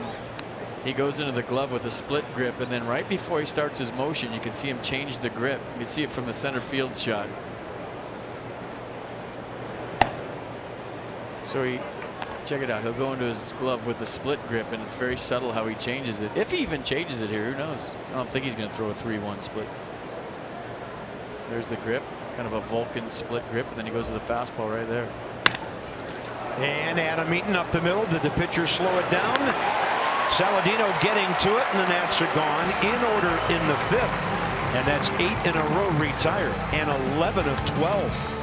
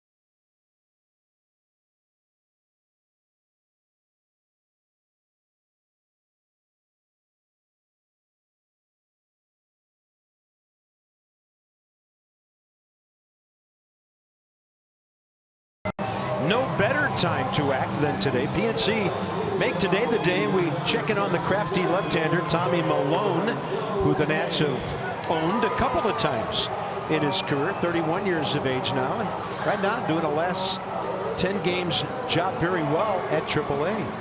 Unbeaten, good ERA, 42 hits in 60 innings, 69 strikeouts, and Tommy Malone's not known as a hard thrower, so those are pretty impressive numbers. Here's Lorenzo Cain, bottom of the 5th.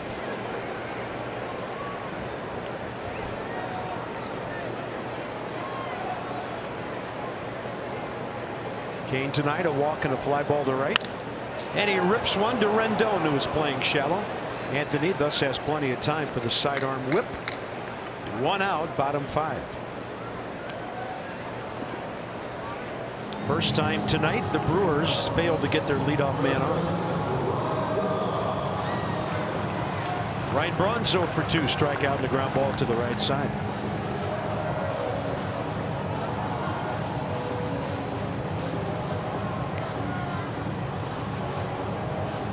Well, nothing the Nats can do about what's going on in Philly, where they're tied, and Miami, where the Braves are way ahead. They just have to get something going here, take care of their own business here in Milwaukee.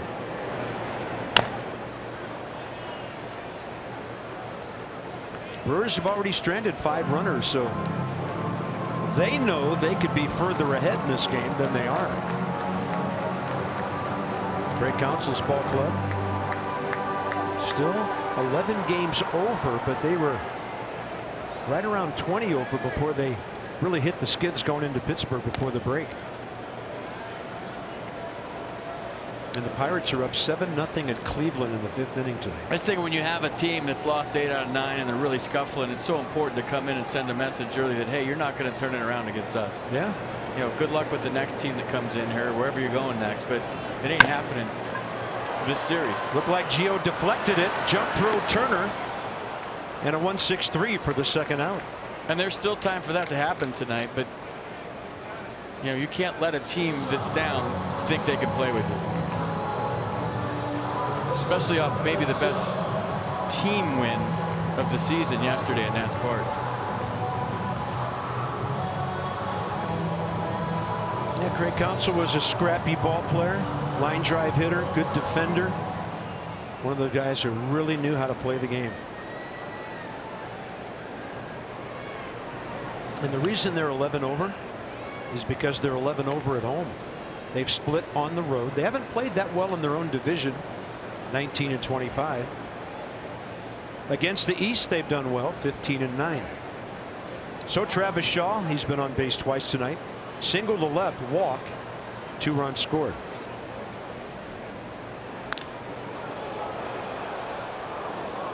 He was ready for that hook, but he was way out ahead.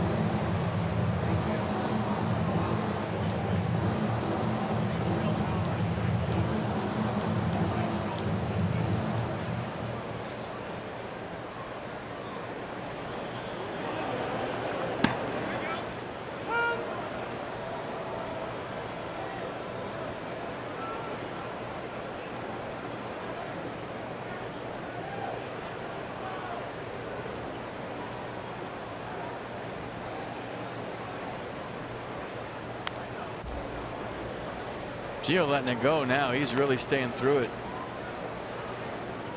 Did a good job of getting out of that jam in the 4th inning. Now he's letting it fly.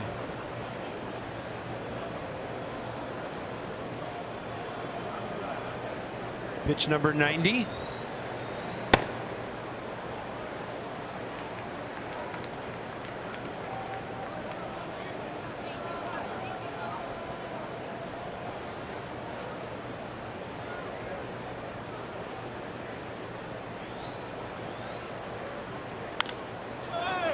Some healthy hacks here from Travis Shaw. Yeah, but it's the first time tonight I'm seeing Gio really finish. Agreed. With the fastball, and it's playing up from the, maybe I shouldn't say the first time. He has finished, I think, on the strikeout to Christian Yelich. That was 92 and it was up. More consistently here for sure. 2-2. And a late swing, an uncertain swing, and by far Gio's best inning of the night. Good time for it. Rendon to lead off. Nats down by 2, and Anthony on the first pitch he saw a base hit back in the first. 11-game hitting streak. He's 14 for his last 42.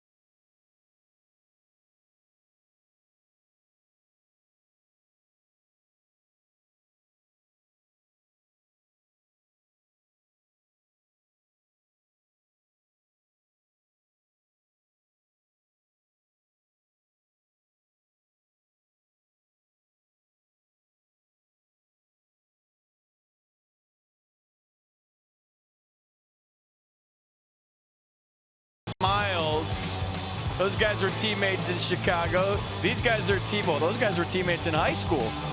Freddie and Harper. Nats fans all over the place. Catch a foul ball, get a hug. Way to go, young man. Check it out. He's got a ball in his glove. And these guys are wondering where they're going to get some cheese curds. They don't have to look very far. They'll find some. That kid needs help. That's how you get autographs from both teams, though. He's smart, actually. Yeah. Hey, Bryce. Hey, Ryan. Still confused, though. He's got plenty of time to figure it out, and we hope he stays on the red side. So it's top 6. Rendon, Harper, Zimmerman.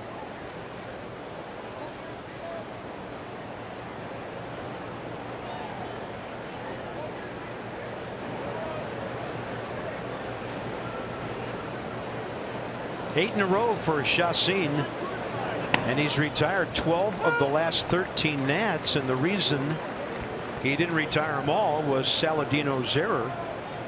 That's since the Murphy home run. There's the lefter Josh Hader,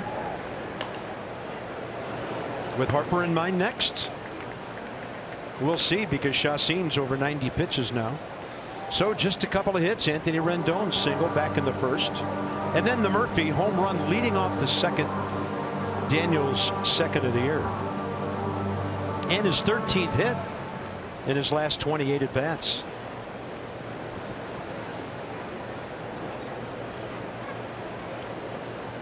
Two pitch.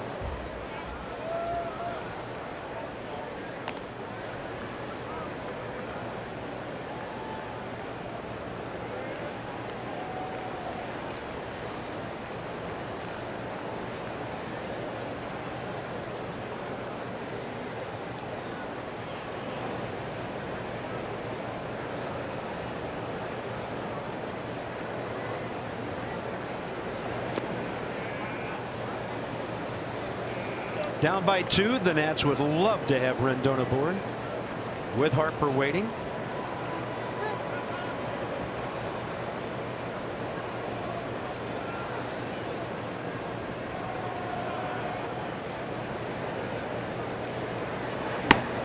But a high slider that might have had some backup action to it strikes out Rendon, and that's number 9 for Chacin.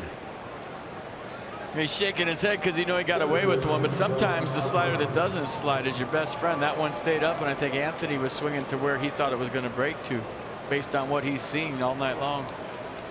So now it's Harper.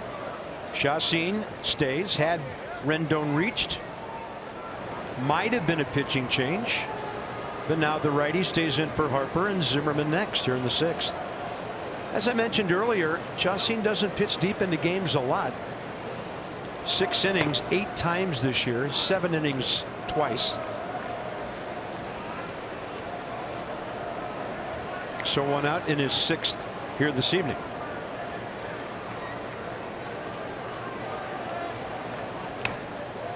Bryce a foul out and a swinging strikeout.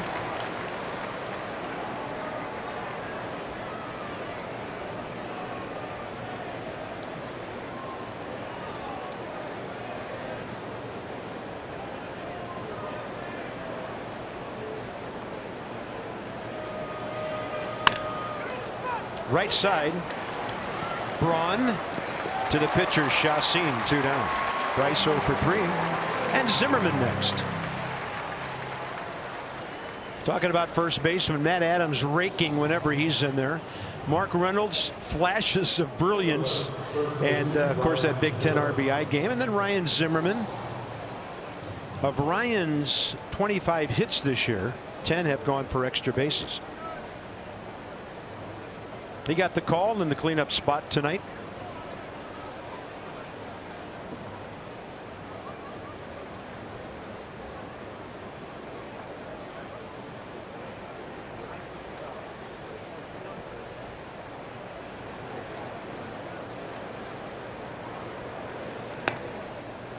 And a ball tailing down and in. I think Ryan was surprised by the call after he took the late movement there.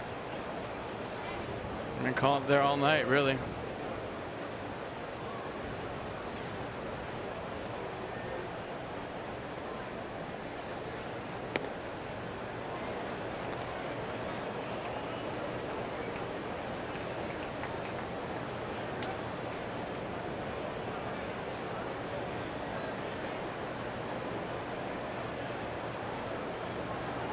Whoa.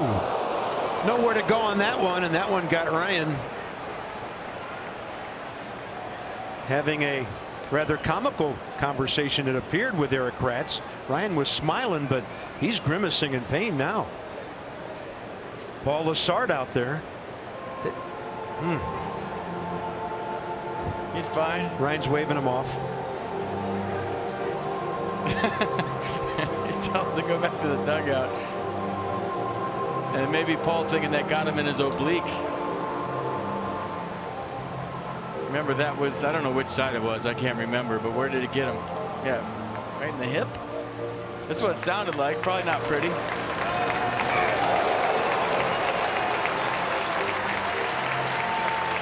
Right oblique was his injury on May 12th. That's it for Chassin.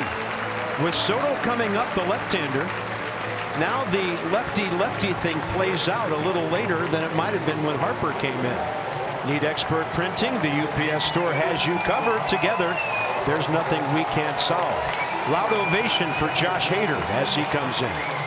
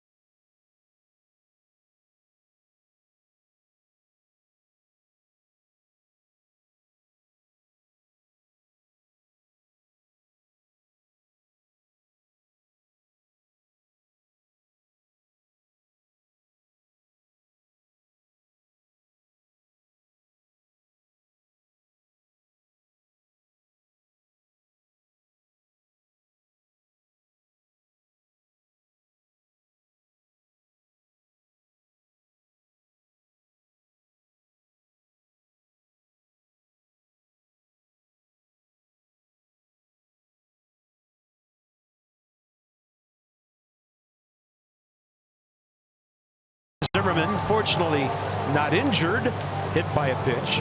Lefty-lefty matchup, and Josh Hader, the 24-year-old lefty, will make his 33rd appearance. He has 7 saves, working early in the ballgame now. 144 the ERA in 50 innings. 93, count them, 93 strikeouts. Exploding fastball, upper 90s, his best pitch. Slider to go with it. So a couple of young power guys here, Hader and Soto. Goes with the breaking ball and misses low and away.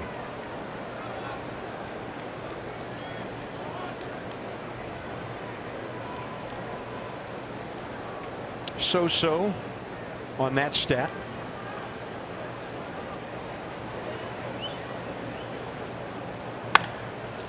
There's the heater, 95. Hader career against the Nats. 3 games in relief, totaling an inning and 2/3. Couple of runs on 3 hits. I'm trying to tie it up. I like the idea there by Juan Soto. Ambush.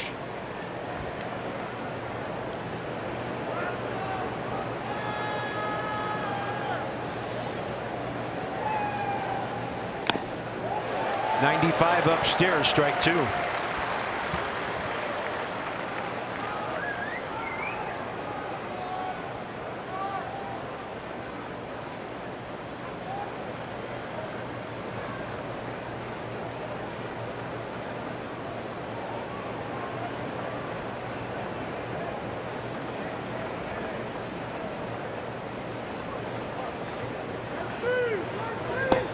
And that breaker low, not biting Soto.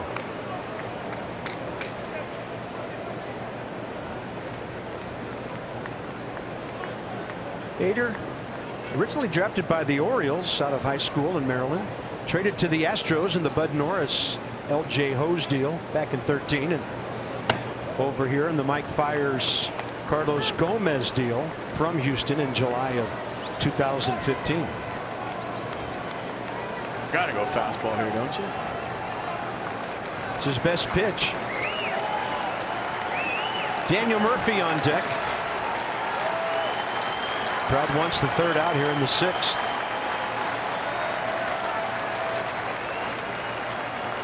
Zimmerman moving. Soto bouncer right side. Pitcher's got to turn and get it, and he couldn't make the connection. He was trying to reach down and turn and grab the ball in one motion, and the Nats have 2 on with 2 out. Well, I mean, that's why you run things out. You never know. Juan Soto hustling down the line, and it has some weird spin, and Hader can't handle it. Now you got a chance to extend the inning. You're going to give Ryan Zimmerman, or pardon me, Juan Soto a base hit. They were debating that in the press box for a while. Not an easy play. Soto will take it. He's 1 for 3, and here's Murphy.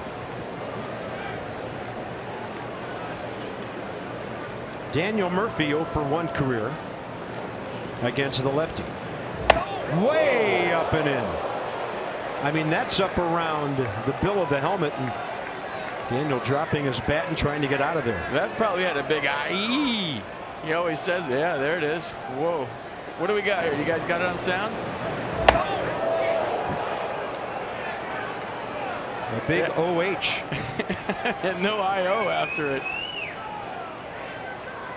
Yeah, we heard Ryan Zimmerman with a loud O when he got hit by Chacin. Snowball fight here in the 6th. Nats down by 2. That's not going to make me want to dig in right now if I'm Daniel Murphy. You really got to be mentally tough here now.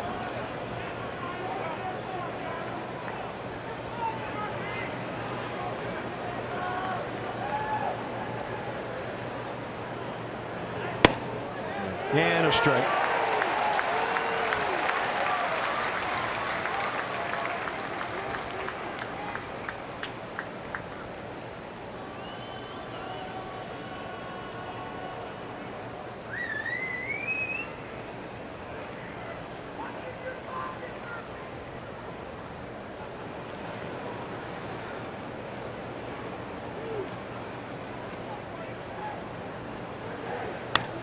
Good rip.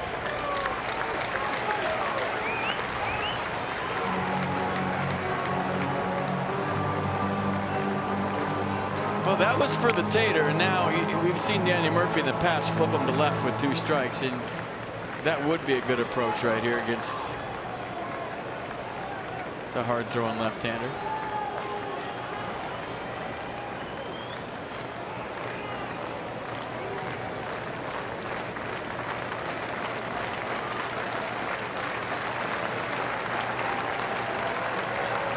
Murphy a swing and a miss on the 83 slider, and the Nats lead 2. They've stranded 5. After 5.5, Brewers still up by 2.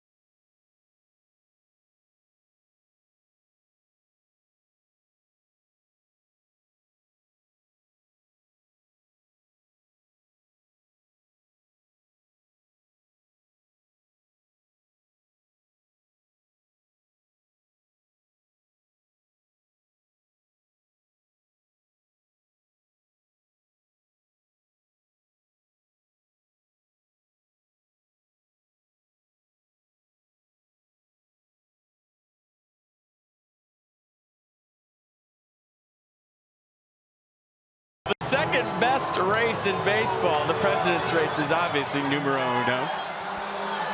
But there's the Italian sausage number 3, not the shortstop for the Brewers. And then the chorizo comes on strong at the end.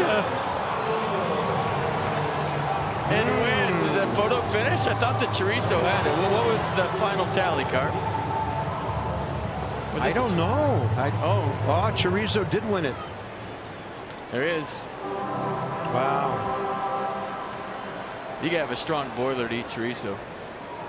That'll tear you up if you're not careful. From chorizo to Gio, bottom 6, and it's Saladino leading off. He's doubled, walked, and scored. Gio coming off his best inning of the night. An 11-pitch 1-2-3 fifth. Trying to keep this thing within 2. Starting the inning with 92 pitches.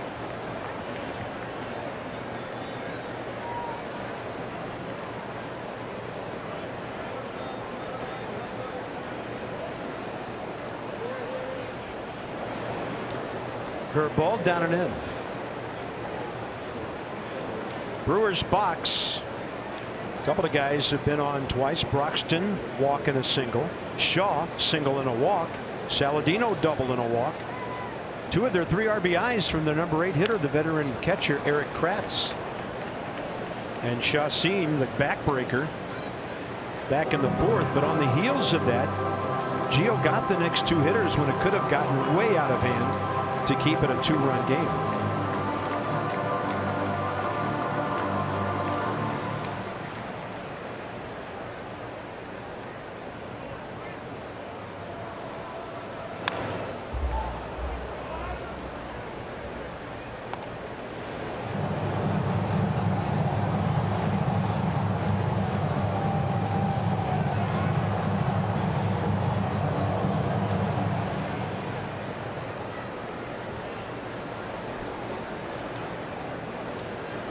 And a 1-2 pitch misses away.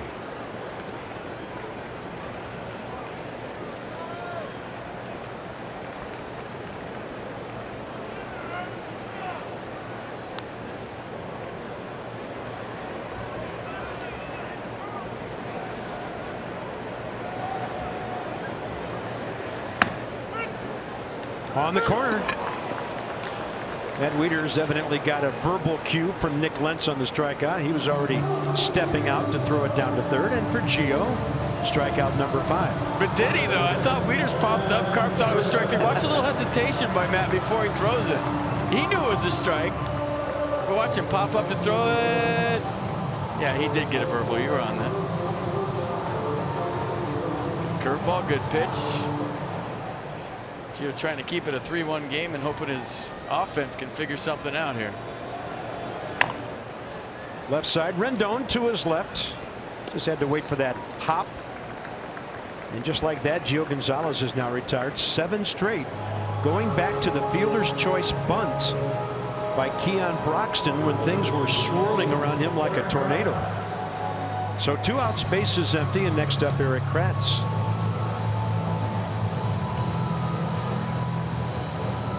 They're still tied in the 9th. Dodgers at the Phillies 5-5. Braves have closed out a blowout 12-1 win at Miami. Strike call. So Gio's at 101 pitches. Chacin left after 100. Turner, Wieters, and the pitcher spot due up, top 7. 2 over.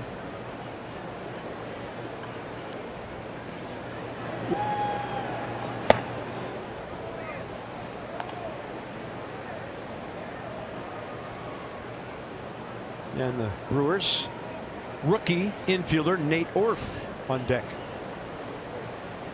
That's a tremendous name, isn't it? Yeah, I really like Nate. That's cool. 2-1. I mean, his last name is like a sound almost.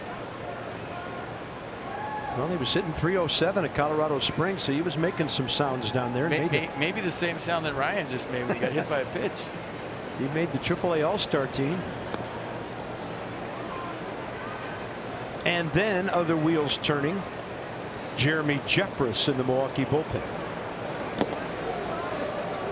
It's a bullpen. You want to get the starters, let's put it that way, when you're facing the Brewers. Their bullpen's nasty. Been that way for a couple of years, hasn't it? Yep. And there's a 2-out walk, and for Gio, his 5th of the night. Eric Kratz is 0 for 1, but he's hit a sac fly and driven in 2 runs. So Nate Orf is from St. Charles, Missouri.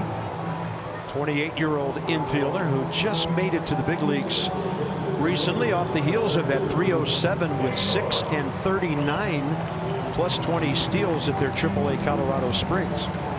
Justin Miller for the Nats.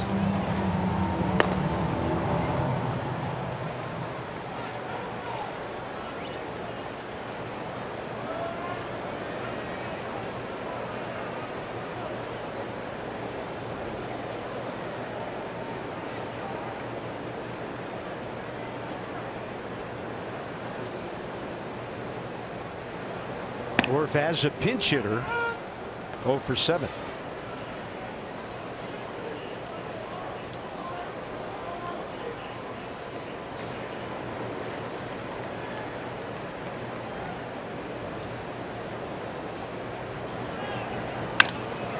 Up the middle, base hit. Second big league hit. First pinch hit.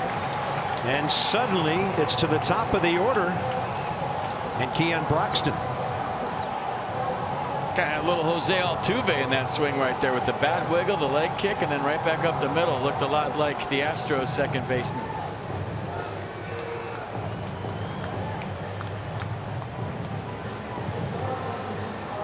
Well, that's going to be it. Maybe Martinez knows that the lefty facing the righty could be dangerous, and Gio's going to be done after 5 2/3. 6 base hits, 5 walks, 5 strikeouts. So a bit of a mixed bag for the Nats lefty tonight. Has to hope that Justin Miller can come in and keep it at 2.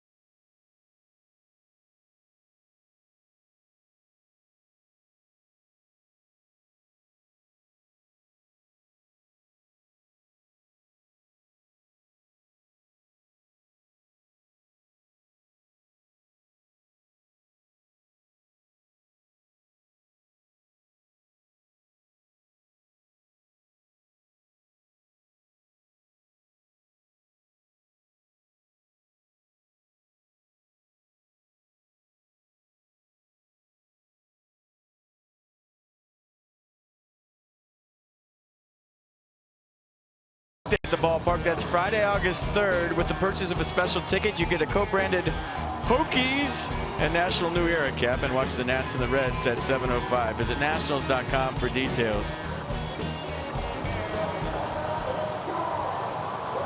So Gio done after 5 2/3. Responsible at the moment for 3 runs. 31-year-old Justin Miller for the Nats. It'll be his 25th appearance, 41 Ks in 29 innings.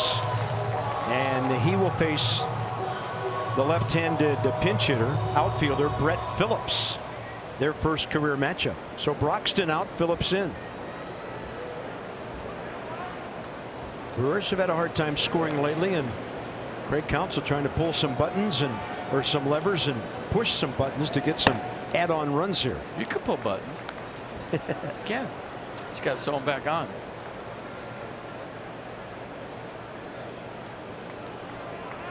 Good numbers right there. Fastball slider combination. And they named the ballpark after Justin.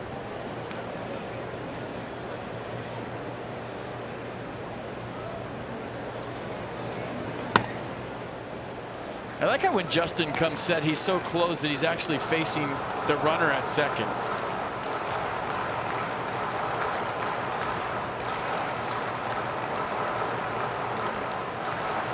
Watch when he comes set. He's facing Kratz at second. Yeah.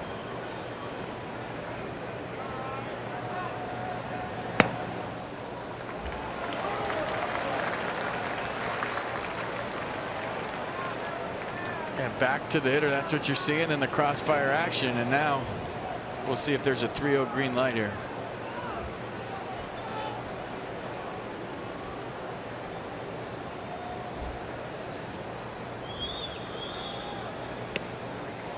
Strike call. Probably in the box, but not the side of the plate that Matt Wieters wanted. He'll take it. Yeah, right down the middle.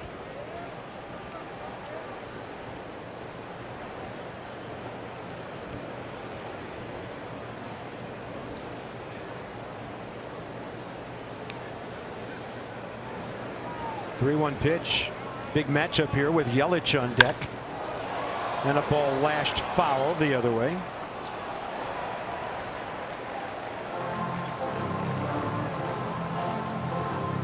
Bullpen fighting off some fatigue lately. FP and doing a very fine job. Yeah, good numbers.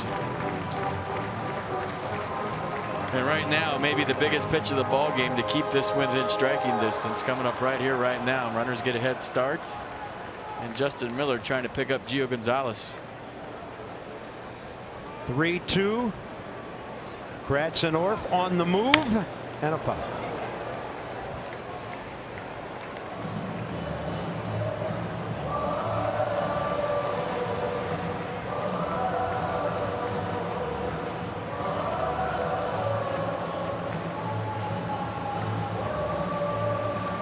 Gio's, I don't know if he was not happy that he came out or not happy that he walked Kratz and gave up the single to Orf. But he's been pacing and talking to himself the whole time we were at commercial.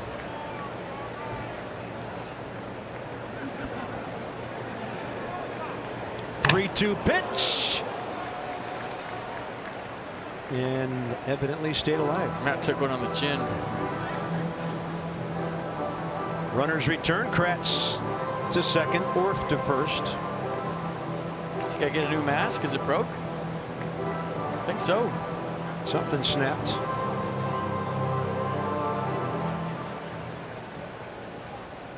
Or he's just taking it to the house. One or the other.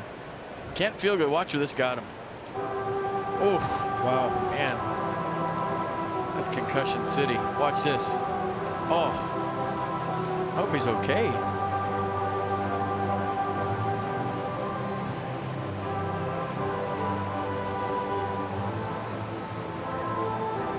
I thought Chip Hale was calling a sporting goods store there for a second. We're good. Backup mask.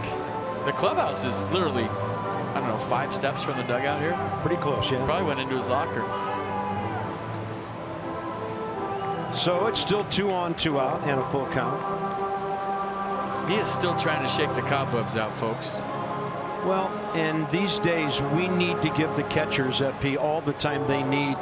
First of all, to make sure they're okay, and the fact that they can continue. I mean, that is some kind of shot. Yeah. Square on. What he's doing with his eyes right now is like typical when you have a concussion. You keep reaching for your eyes. I had 7 of them when I played, I know. And you just kind of feel like you're in a dream sequence and you're trying to like get your eyes right because it's foggy.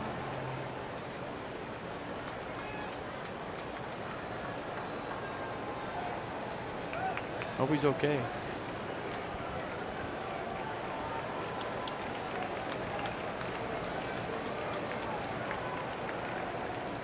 Payoff pitch again.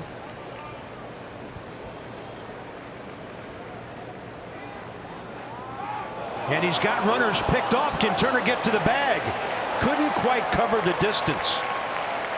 They thought he was going home, and he almost got the out on Kratz. Yeah, look at it again. It was close.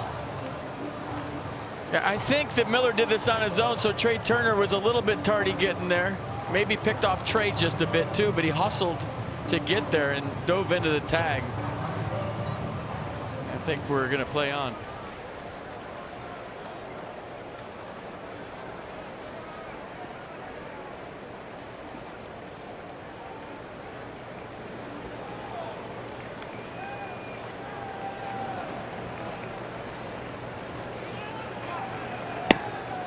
Close, and it's ball 4. Bases loaded. That pitch has been called tonight before. And the aforementioned Christian Yelich coming in.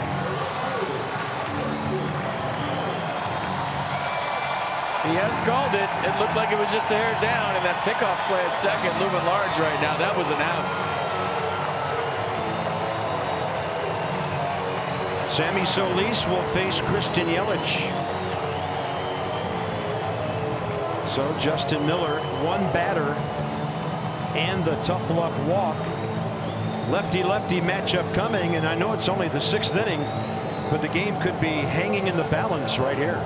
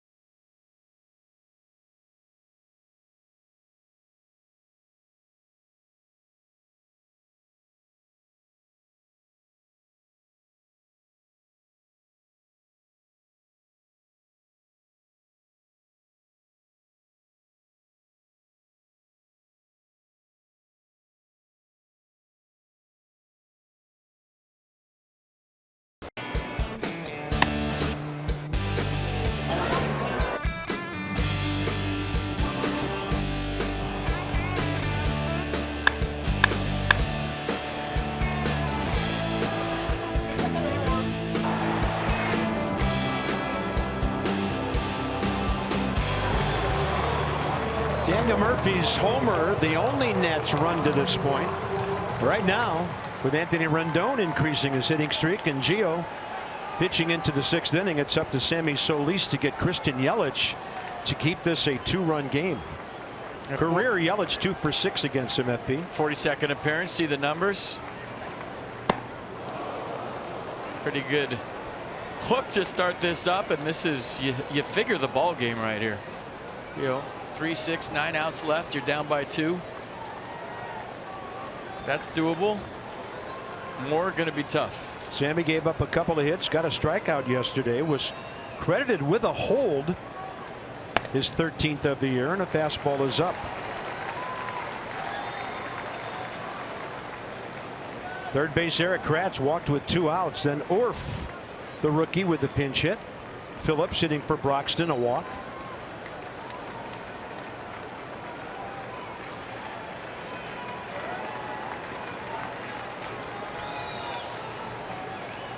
Way outside, ball 2.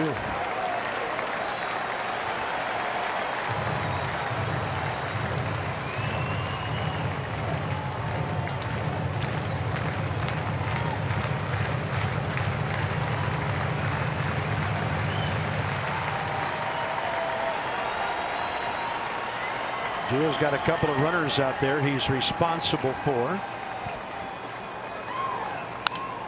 Yelich in the air, over by the tarp, and it just won't come back enough for Rendon. Nail biting time right now for the Nationals.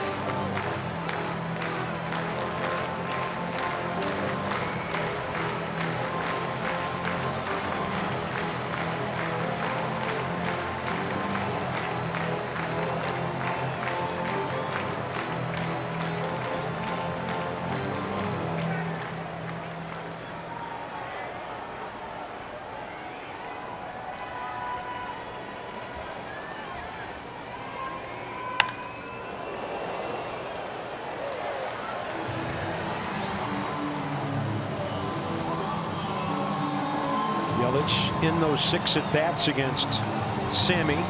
2 hits, both singles, 1 RBI.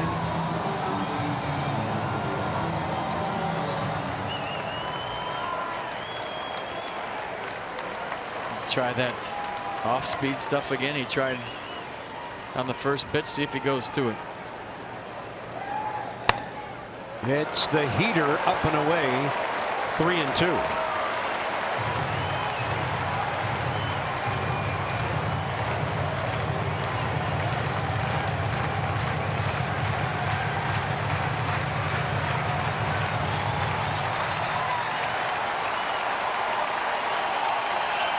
3-2's been a big-time swinging count this year for a lot of hitters. Runners on the move, and that's a fair ball under Zimmerman's glove. It's going to clear the bases as it reaches the right field corner, and Christian Yelich is standing at third. 6-1 Milwaukee.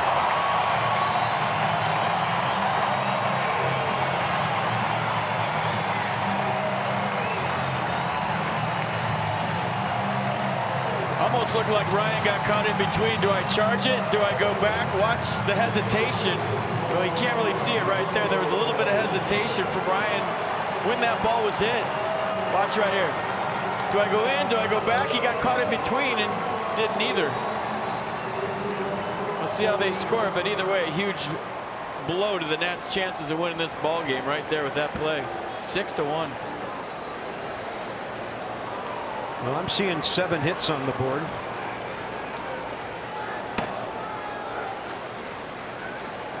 That would make it a 3-run triple. 5 earned runs for Gio, 1 for Miller.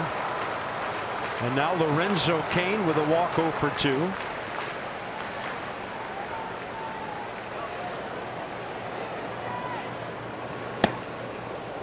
Ball 2.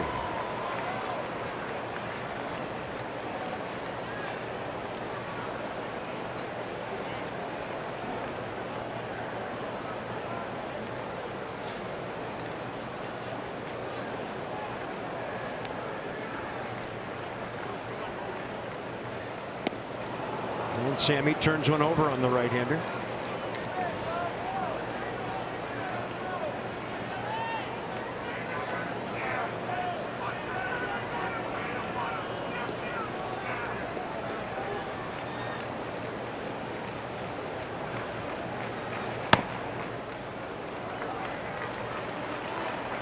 Yeah, I think as a fielder, once you get caught on the in-between thing and you either don't go in, don't go back and freeze, now you're at the mercy of the baseball.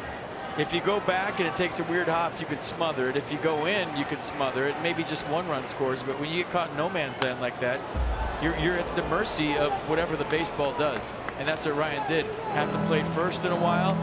You know, everyone talks about getting your rehab starts offensively, but the game moves fast at this level. Watch. He starts to go in, then he goes, but should I go back? Should I go in? He just got caught right in the middle. And I think his initial reaction was right. If he went in and charged that, we've seen him at third base. He's better being aggressive toward the baseball on the run going to get it. And he just kind of froze. Maybe a brain cramp, maybe didn't trust it, doesn't have any rhythm on defense, hasn't played there in a few months. 6-1 Milwaukee. I always thought when I missed a lot of time, defense was tougher than hitting. Interesting. Because you get into rhythm on defense too. You have confidence on defense. You make this play, you make that play. Then you go down in rehab, and no matter where you're at, the game moves extremely fast up here. We talk about all the exit velocities all the time and how hard balls are hit. Well, you get into a groove on defense too, and that's just as important in my mind for a rehab, for an infielder especially. It's his first game at first since May 9th, so it's been a while.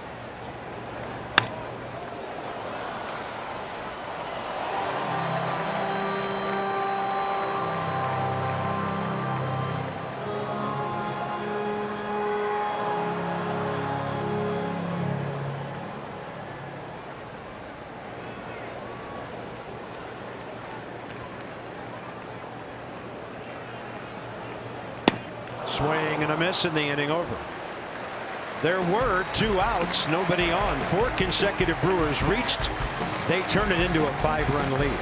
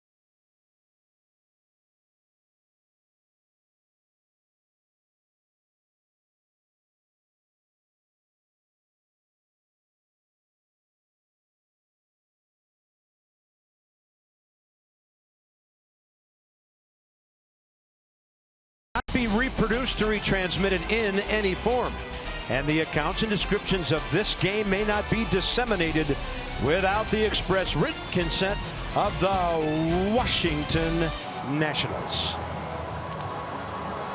Beautiful night in Milwaukee. Scoreboard looking rough for the Nats. They're going to need a big time comeback here. 9 outs with which to work. Jeffress was warming up, but it's Brandon Woodruff who gets the call now. 25-year-old right-hander. 8 starts at the big league level last year. This will be his 12th game this year. He's made 4 starts for the Brewers. He's 2-0, and he has struck out 30 hitters in 28 innings. Brett Phillips stays in after hitting for Broxton and replaces him in right field.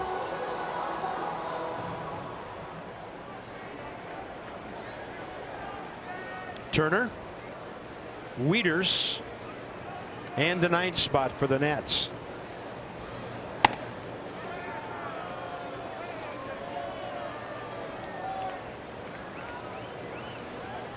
Trey has faced Woodruff before. 0 for 3. Up the middle. Might have skidded over the top of the bag. And a very quick play by Perez to get the speedy Turner.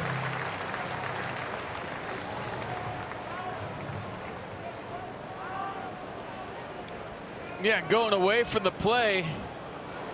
Looked like the ball was headed for the middle, just missed the bag, and across the body throw gets Trey Turner.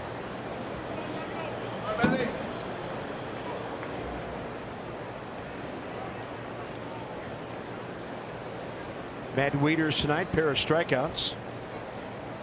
Yeah, Woodruff's fastball slider change, fastball 95.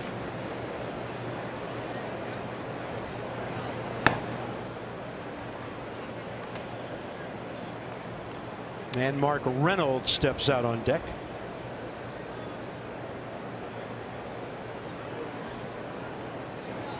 Davey hoping Wieters can get aboard and maybe Mark can pop one here. Off-speed pitch, and Matt Wieters way out ahead. Sean Kelly will be next in the bottom of the 7th.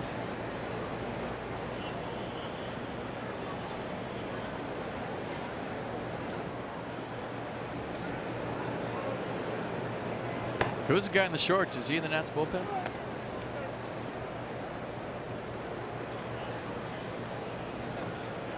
Yeah, that guy. Is he a pitcher? That's Bernie the Brewer, I think. He's not a, wait a minute. He's not a pitcher, is he?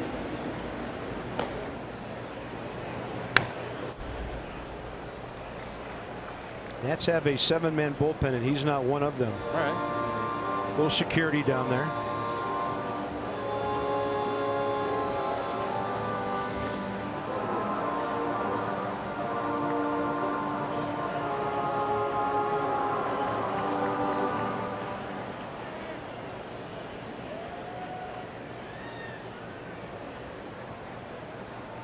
To the mat.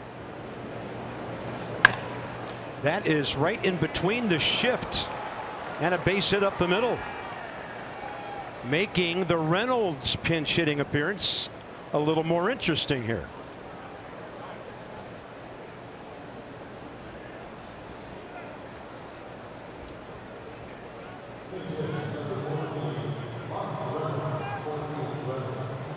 Reynolds will face Brandon Woodruff for the 4th time. He's 1 for 2 against him. Pardon me, 3rd time.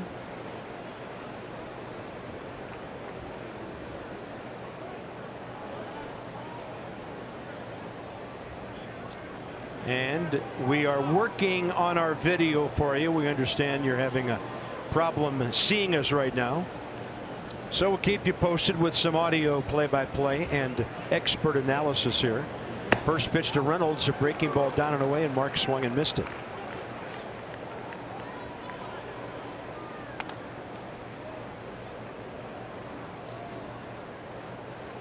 Reynolds has been a good pinch hitter. 3 for 8, homer, 2 RBIs. Trying to get the line moving here with Adam Eaton coming up next. Wieters, first baseman, playing behind him. And off the stretch, the 0-1 pitch taken. About belt high for a strike, 0-2.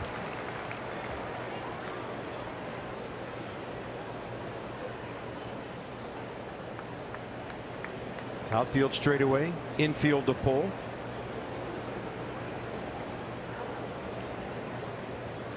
And the 0-2 to Mark. Coming.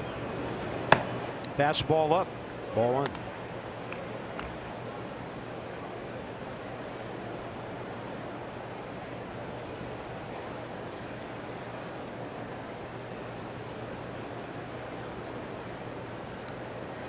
Ryan Braun playing way behind Wieters at first, so he is backing up to get some range. And then a little spinning ground ball to the right side. Braun to the pitcher, taking the sure out, ignoring the runner going by, and on the 3-1, 2 outs. Adam Eaton is next.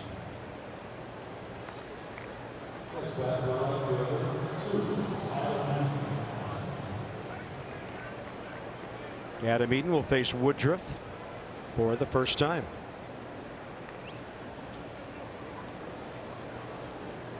Line drive to center in the first, grounders to short in the 3rd and the 5th.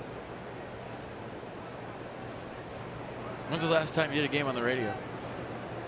I'm thinking around 2002. So it's been a minute. Yeah.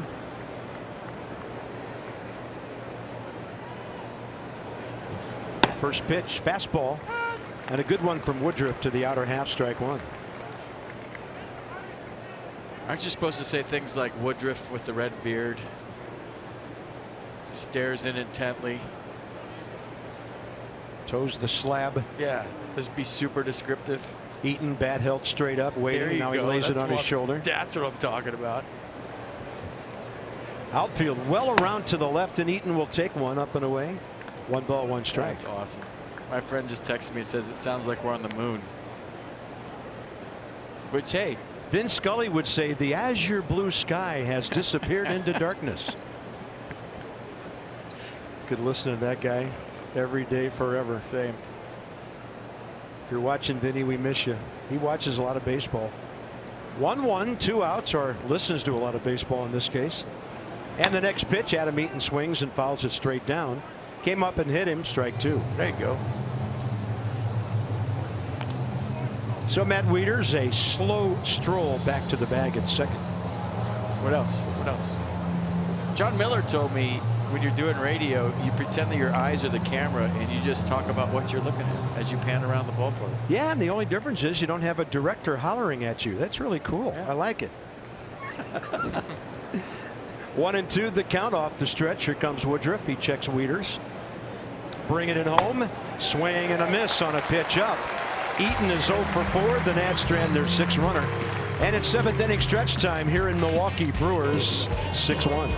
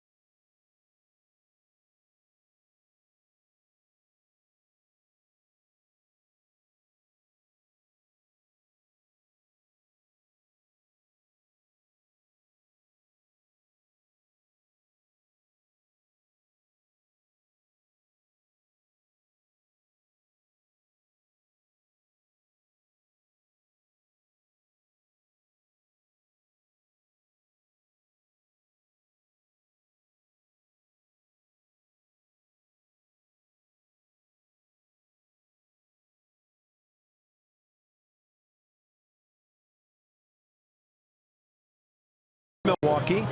Ryan Braun, Travis Shaw, Tyler Saladino, and the Nats' 4th pitcher of the night will be 34-year-old Sean Kelly. Sean's 33rd game, 29 innings so far. He has struck out 30.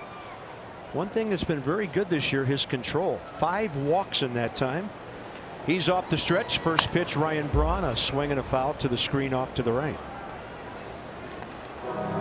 Fastball, slider, 2 pitches, fastball in the low 90s. First one was 88. Slider to go with it. So the Brewers, they've already added on 3 last inning to make it 6-1. Braun 0 for 3, next pitch. And he was semi-locked up on a pretty good breaking ball by Sean. Swung over the top of it, 0-2. Travis Shaw and Saladino to follow, and it's good for you to see us again and for us to know you're watching. Trey Turner for the grounder to short. Sidearm to Zimmerman. First out, bottom 7. Ryan Braun now 1 for 3 career against Sean Kelly. Next up, Travis Shaw. And these two will face each other for the first time.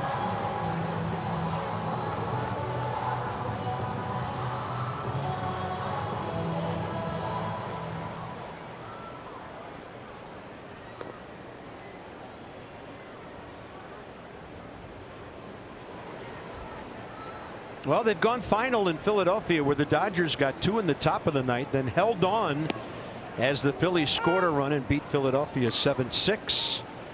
So the Atlanta Braves tied the Phillies at the top of the division with their 12-1 win at Miami.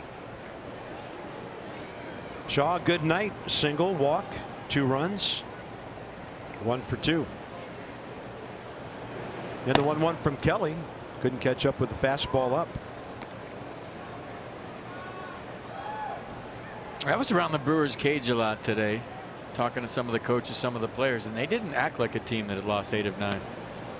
I don't think there's a lot of panic going on, even though the Cubs are playing well and they're falling behind the standings.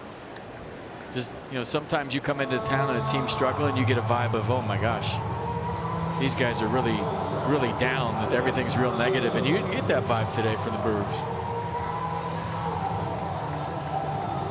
So Shaw gone and Saladino is next. Tyler Saladino. Double, walk, a run, and a strikeout. And Cub fans are kind of doing that up and down thing just when you think they're taking off. At Wrigley tonight, Diamondbacks lead 7-1. Brewers could get to within 2.5 if they take care of their business. The Nats have 6 outs with which to work to turn things the other way.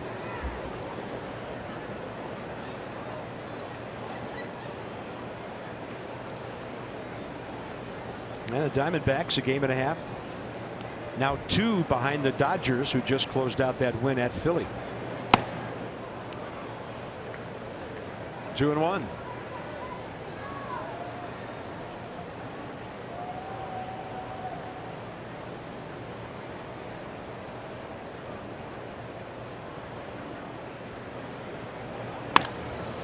A mile high. Wieters gets rid of the gear. Took about 7 or 8 steps toward it. And a 1-2-3 7th for Sean Kelly, who continues to do great work out of the Nats bullpen.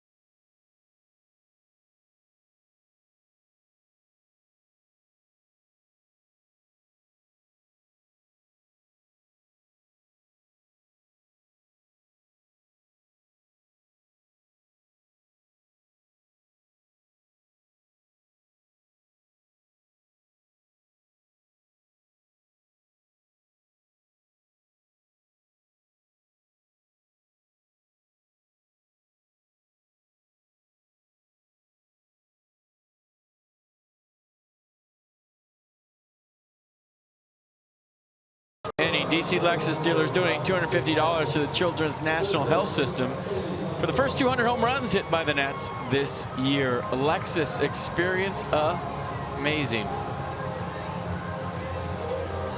Brandon Woodruff, 15 pitches, 10 strikes in the 7th. We'll get another inning of work here. Rendon, Harper, Zimmerman. So if the Nats are to mount a comeback, these are the three guys, heavy hitters that they are, to try to get things going here. 6 outs with which to work.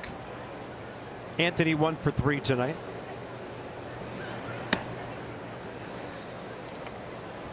Oh for 3 career against Woodruff.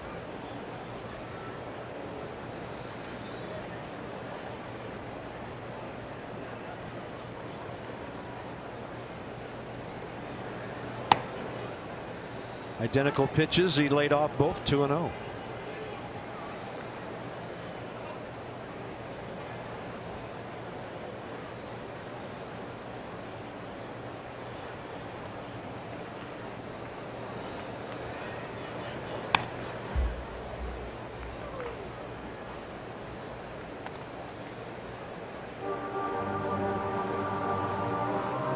So Anthony's now hit safely in 11 games in a row. 18 of his last 20. 16 RBIs, 6 homers, 11 extra base hits over that streak, or at least over those 20 games, with the 11 game streak within. He's going to jack one to left. Yelich over to cut it off, and Anthony Rendon has a 2 for 4 night. Good rip. Nice at bat. Very good hanging changeup right there. Down and in, loud noise. And the 6th run, 8th started with an Anthony Rendon single. We like the sound of the bat on the ball, and of that, we'll see what happens. Bryce looking for his first base hit tonight, and the Nats are looking for the first time tonight when they can have more than 1 hit in an inning. Chacin, Hader, and now Woodruff have scattered 5 Washington hits. And Woodruff has fallen behind both hitters here. You have a lefty working, Dan Jennings. Probably in mind for Soto and Murphy.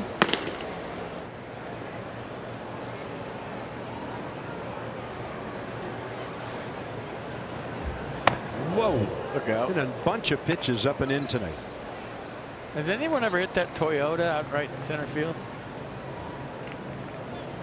That would be a good idea for the home run derby, don't you think? Well, it's got a glove painted on it, the old Milwaukee Brewer logo there. Just park cars all over the stands and make it like a demolition derby. And then all the balls hit windshields and dent cars. That would make it way more interesting, I feel like. Even though it was great this year. But now you're adding some destruction to it. And I feel like that's always entertaining. Bryce can hit that, by the way. Yeah, where that is about 380, 85 to the wall, 8 foot high, then about another 15 feet above that. He's got that. Uh-oh. Wow. 4-pitch walk, 2 on, nobody out. So now you're thinking Woodruff's last hitter will be Ryan Zimmerman before the lefties come and Jennings ready. Keep by that time, if not already. Keep the line moving. Base runners need them. Never know. It's only the first walk by the Milwaukee staff tonight. A batter was hit, Ryan, 2 innings ago by Chacin, the last batter he faced.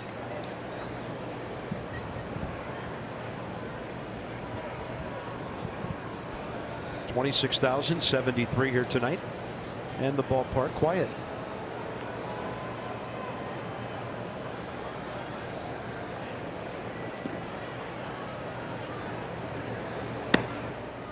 Breaking ball, a good one. Ryan 1 for 3 career with a single, an RBI, and hit by a pitch against Brandon Woodruff.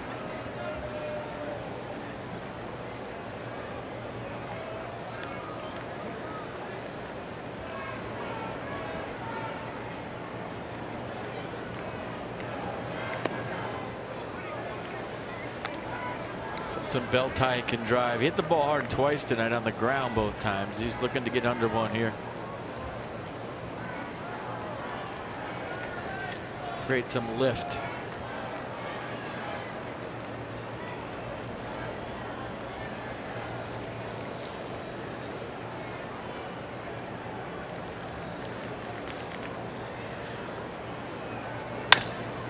Tapper to the mound, and that will be a 1-4-3 double play. Rendon to third, but 2 outs now in the 8th. Yeah, right back to Woodruff, and a pretty good feed from the top of the mound. Well, actually a low feed, but they had time because it was hit hard. That's still not going to keep Woodruff in to face Juan Soto and possibly Murphy if Juan can keep this inning going. So they'll get an inning and 2/3 out of Brandon Woodruff. Lefty Dan Jennings on the way, and Soto 1 for 3 straight ahead.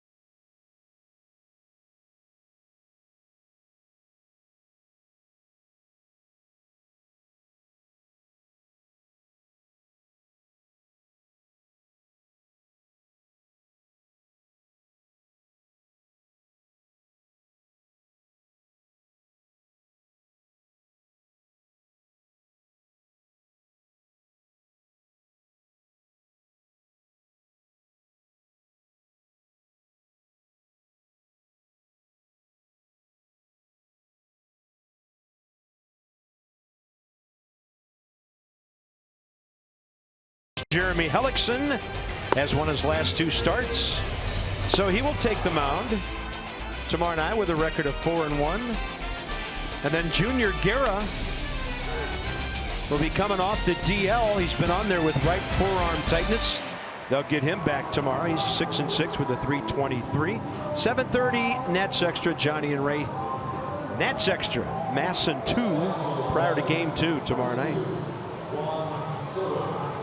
Dan Jennings, 31 years of age. 48th appearance for the Brewers this year. 37 strikeouts, 18 walks, a contact guy in 48 innings of work. And Juan Soto will see another pitcher for the first time. Yeah, fastball 91, slider 82 from Jennings.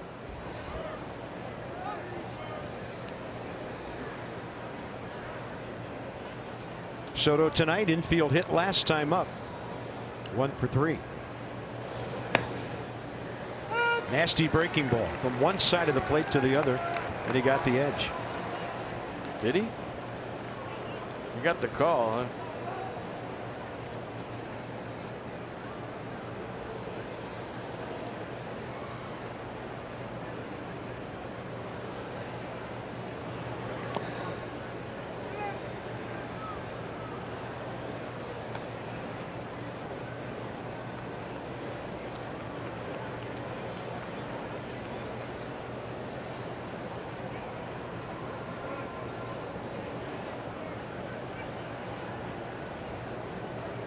Rendon let out the inning with a single, parked at third right now, and Soto bounces one to Anthony's right in foul ground. 1 ball, 2 strikes.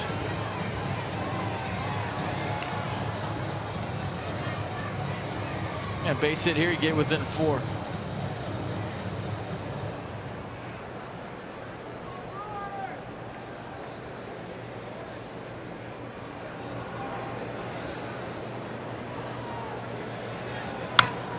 Soto, little soft pop up right over Rendon's head.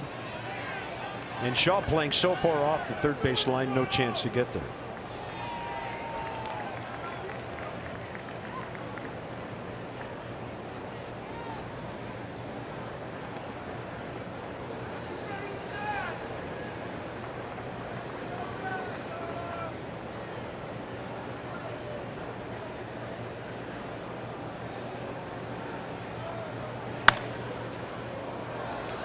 better hack right there from Juan.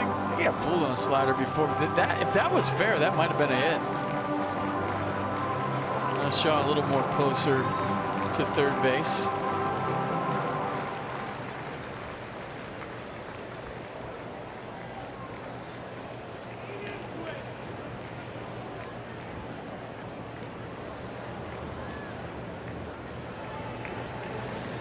Swing and a miss. Haven't seen Juan miss too many by that margin this year. So 2 men on, nobody out. The double play and the strikeout killed the 8th inning would-be rally.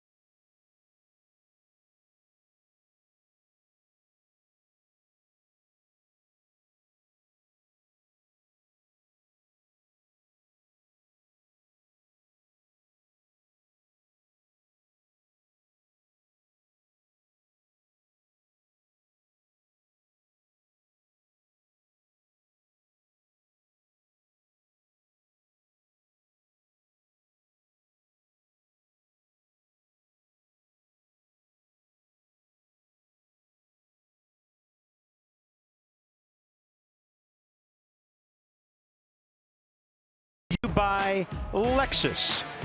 That's a pretty amazing roof up there. And with Lexus, experience amazing. Miller Park opened up in the year 2001. 330 feet to the very top girders of that roof. And Brandon Kinsler now will try to keep this thing where it is as he goes to work bottom 8. Yeah, 42nd appearance for Brandon. The opponent's hitting 252 against the sinker slider change combination.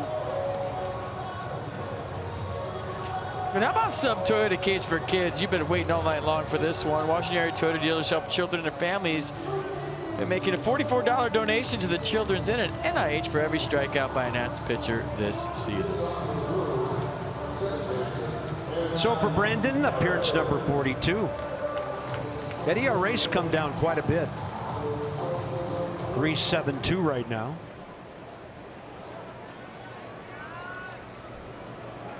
Hernan Perez, 1-for-1 career against him. Infield to pull. Murphy shaded a bit up the middle. First pitch, bottom 8, strike 1.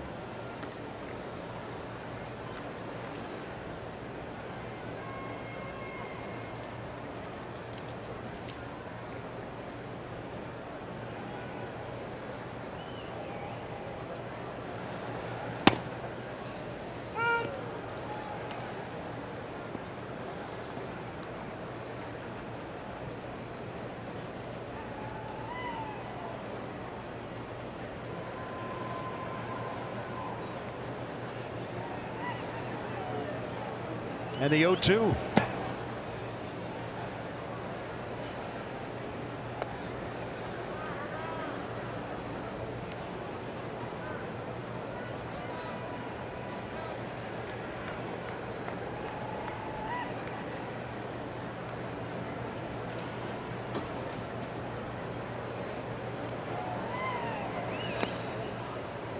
Back even.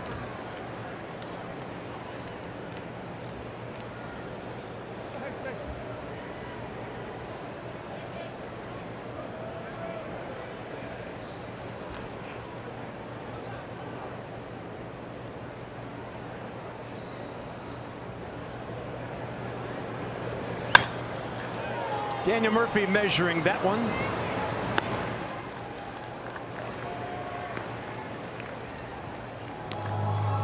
All right, Nats Nats Pass for only $65 a month. You can see all these teams coming to Nats Park. So as much baseball as you can possibly imagine. Nats Pass available exclusively through MLB Ballpark app. So download today and start enjoying unlimited Nationals baseball.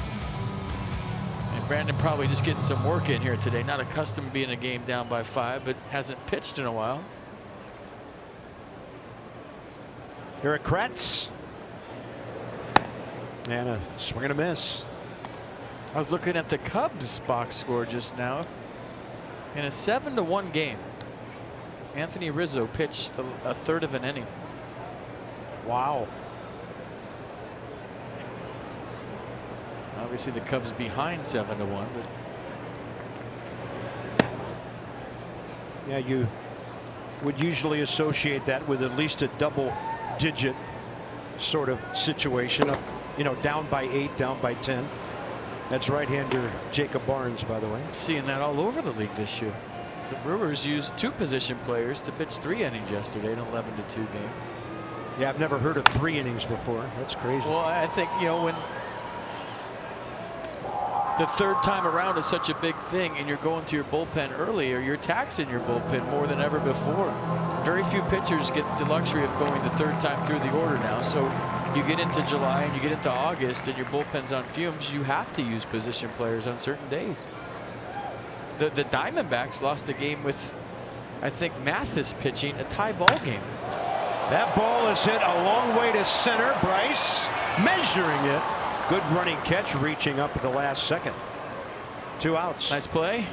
A lot of room out there, especially right where that little nook is in right center field. So Bryce playing on that side of second. Broke to the right side. Still had grass under his feet when he reached up, so he knew he had some room. Good play. And the pinch hitter will be Brad Miller. 28-year-old infielder. Traded just last month from Seattle to Milwaukee.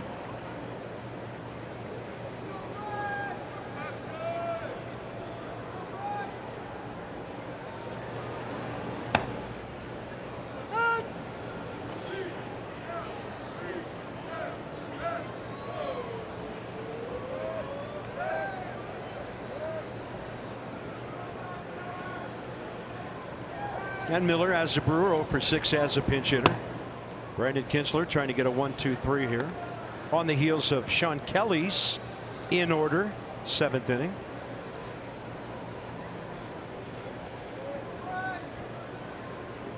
So Eric Kratz put a charge into that one. Harper ran it down. And now the 1-1 to Miller off to the left side.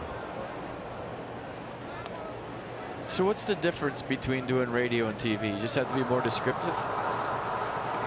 Yeah, and you know, TV, if you and I are having a discussion or you're making a point, we can take a pitch or 2 off. Our fans know what's going on. They can watch it and probably tell the difference between a fastball and a breaking ball.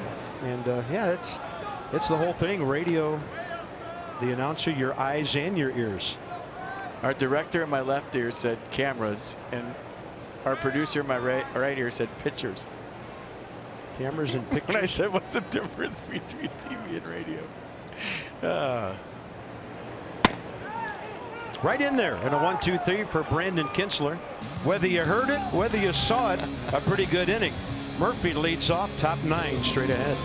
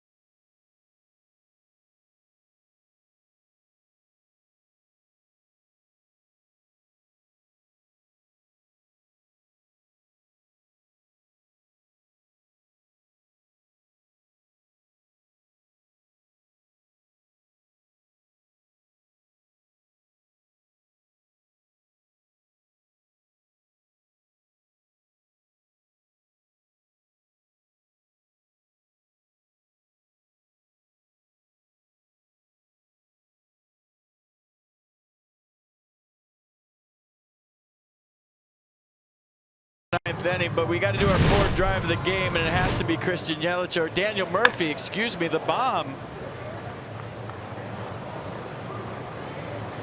His second of the year. And no flaws at the end of this, so heard your local Ford dealers for great savings on cars, trucks, and SUVs.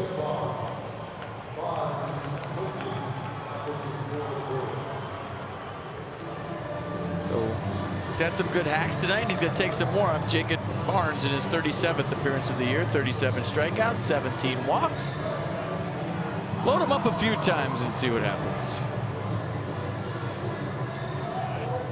So it'll be Murphy, Turner, and Wieters.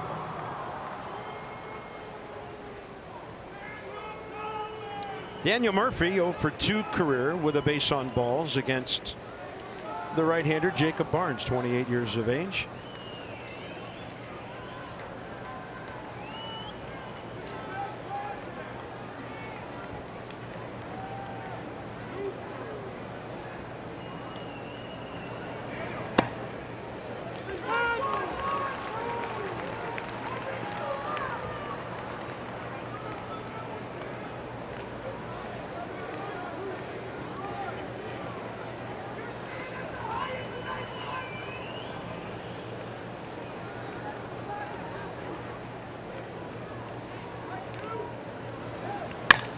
Oh, 0-1, and Murphy to the right side.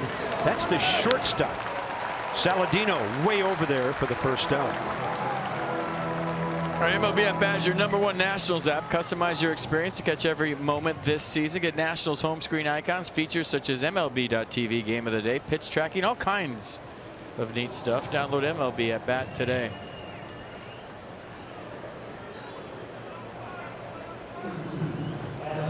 Adam Eaton is next. Or pardon me, yeah, Trey Turner, sorry. I was looking down at my scorebook, and the announcer said Adam Eaton, and I blindly followed it. Then we both changed it to Trey Turner. Trey tonight, 0 for 3.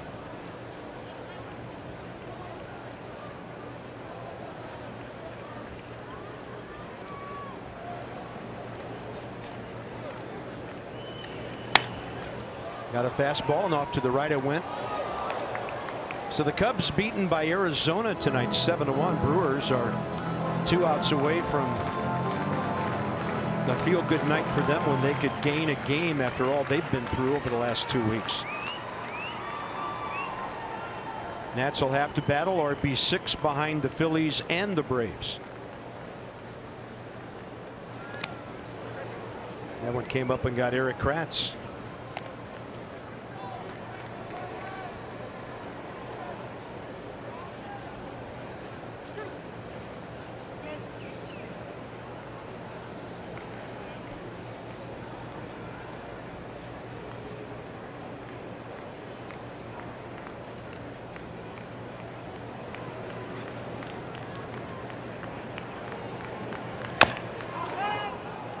And then that one came up and got Trey as he was reaching for it.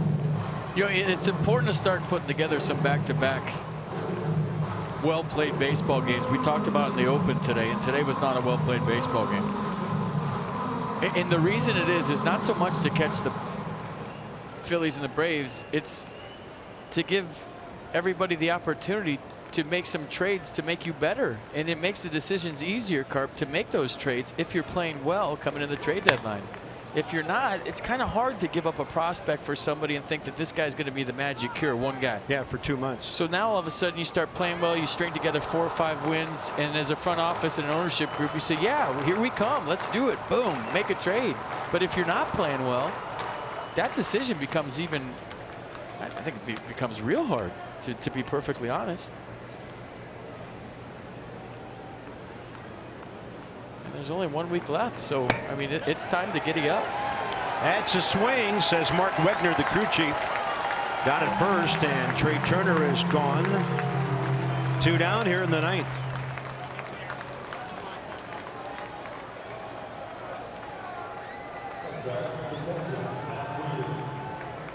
Matt Wieters, and then Matt Adams if it gets to the 9th spot.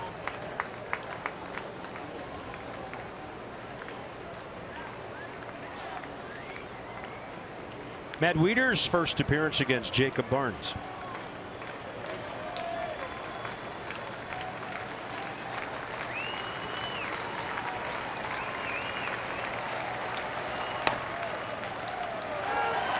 Brewers trying to go 12 over at home and overall.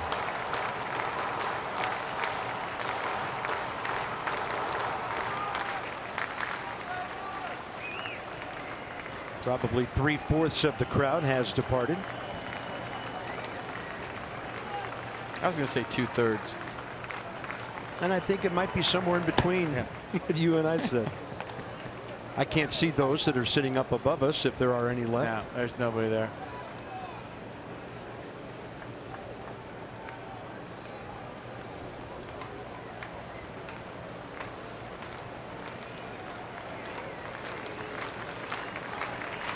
Shift on.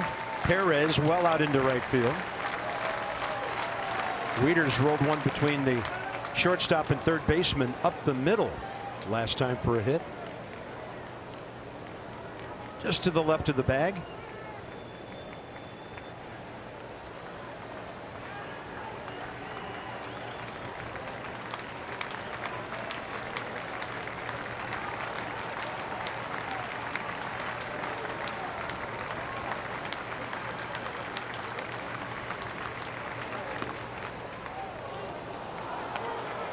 Two and one.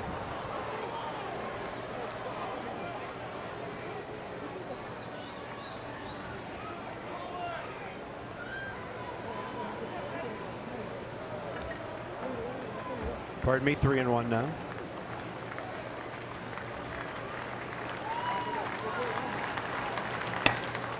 Strike call, and Matt Wieters will catch the bat after a short toss straight up. In there?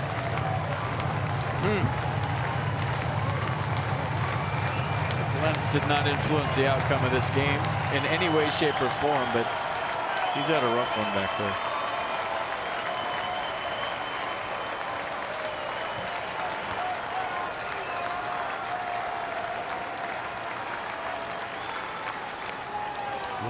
That is ball four. That bat flip on the plate was to show Nick Lentz that he missed the last call. Did you see how Matt did that? Yeah. That was, there was a message in that flip right there when he walked to first. Watch this. Yep. It was like, you want to call that a strike too? Flip. Matt Adams 0 for 1 career against Jacob Barnes.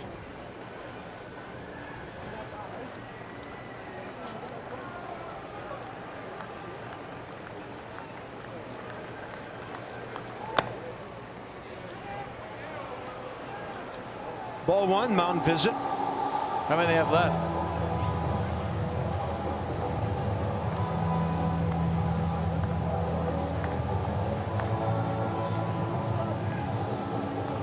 Four left, I'm being told. Yeah, I knew you'd ask me that with 2 outs in the inning. Well, hey, if it lasts more than like 20 seconds, it should count as 2. Seriously.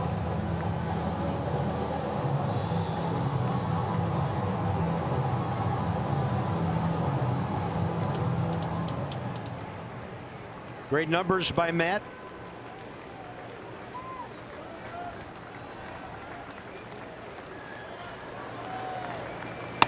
And he'll take a fastball in there, 1-1. So look at those career pinch hitting numbers. Up among the active leaders.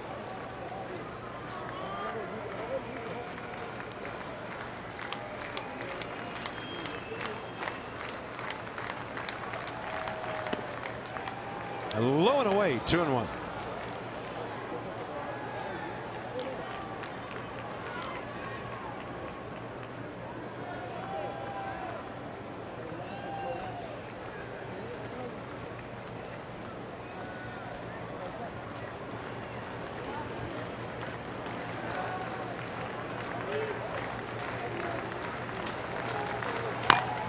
Tapper right side, staying foul.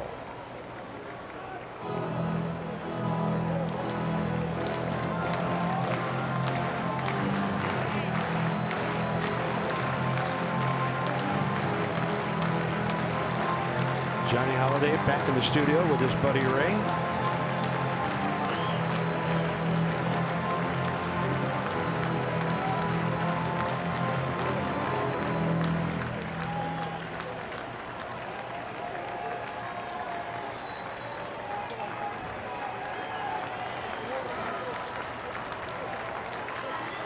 So Adams looking into a big shift to the right side. 2-2 pitch. High in the air. Out to center. Lorenzo Cain. Quiet night for the Nats bats. 5 hits the entire evening. And in around 3 hours and 21 minutes, the Brewers get for what for them is a badly needed home win, and the road trip off to a rough start for the Nats. More in a moment.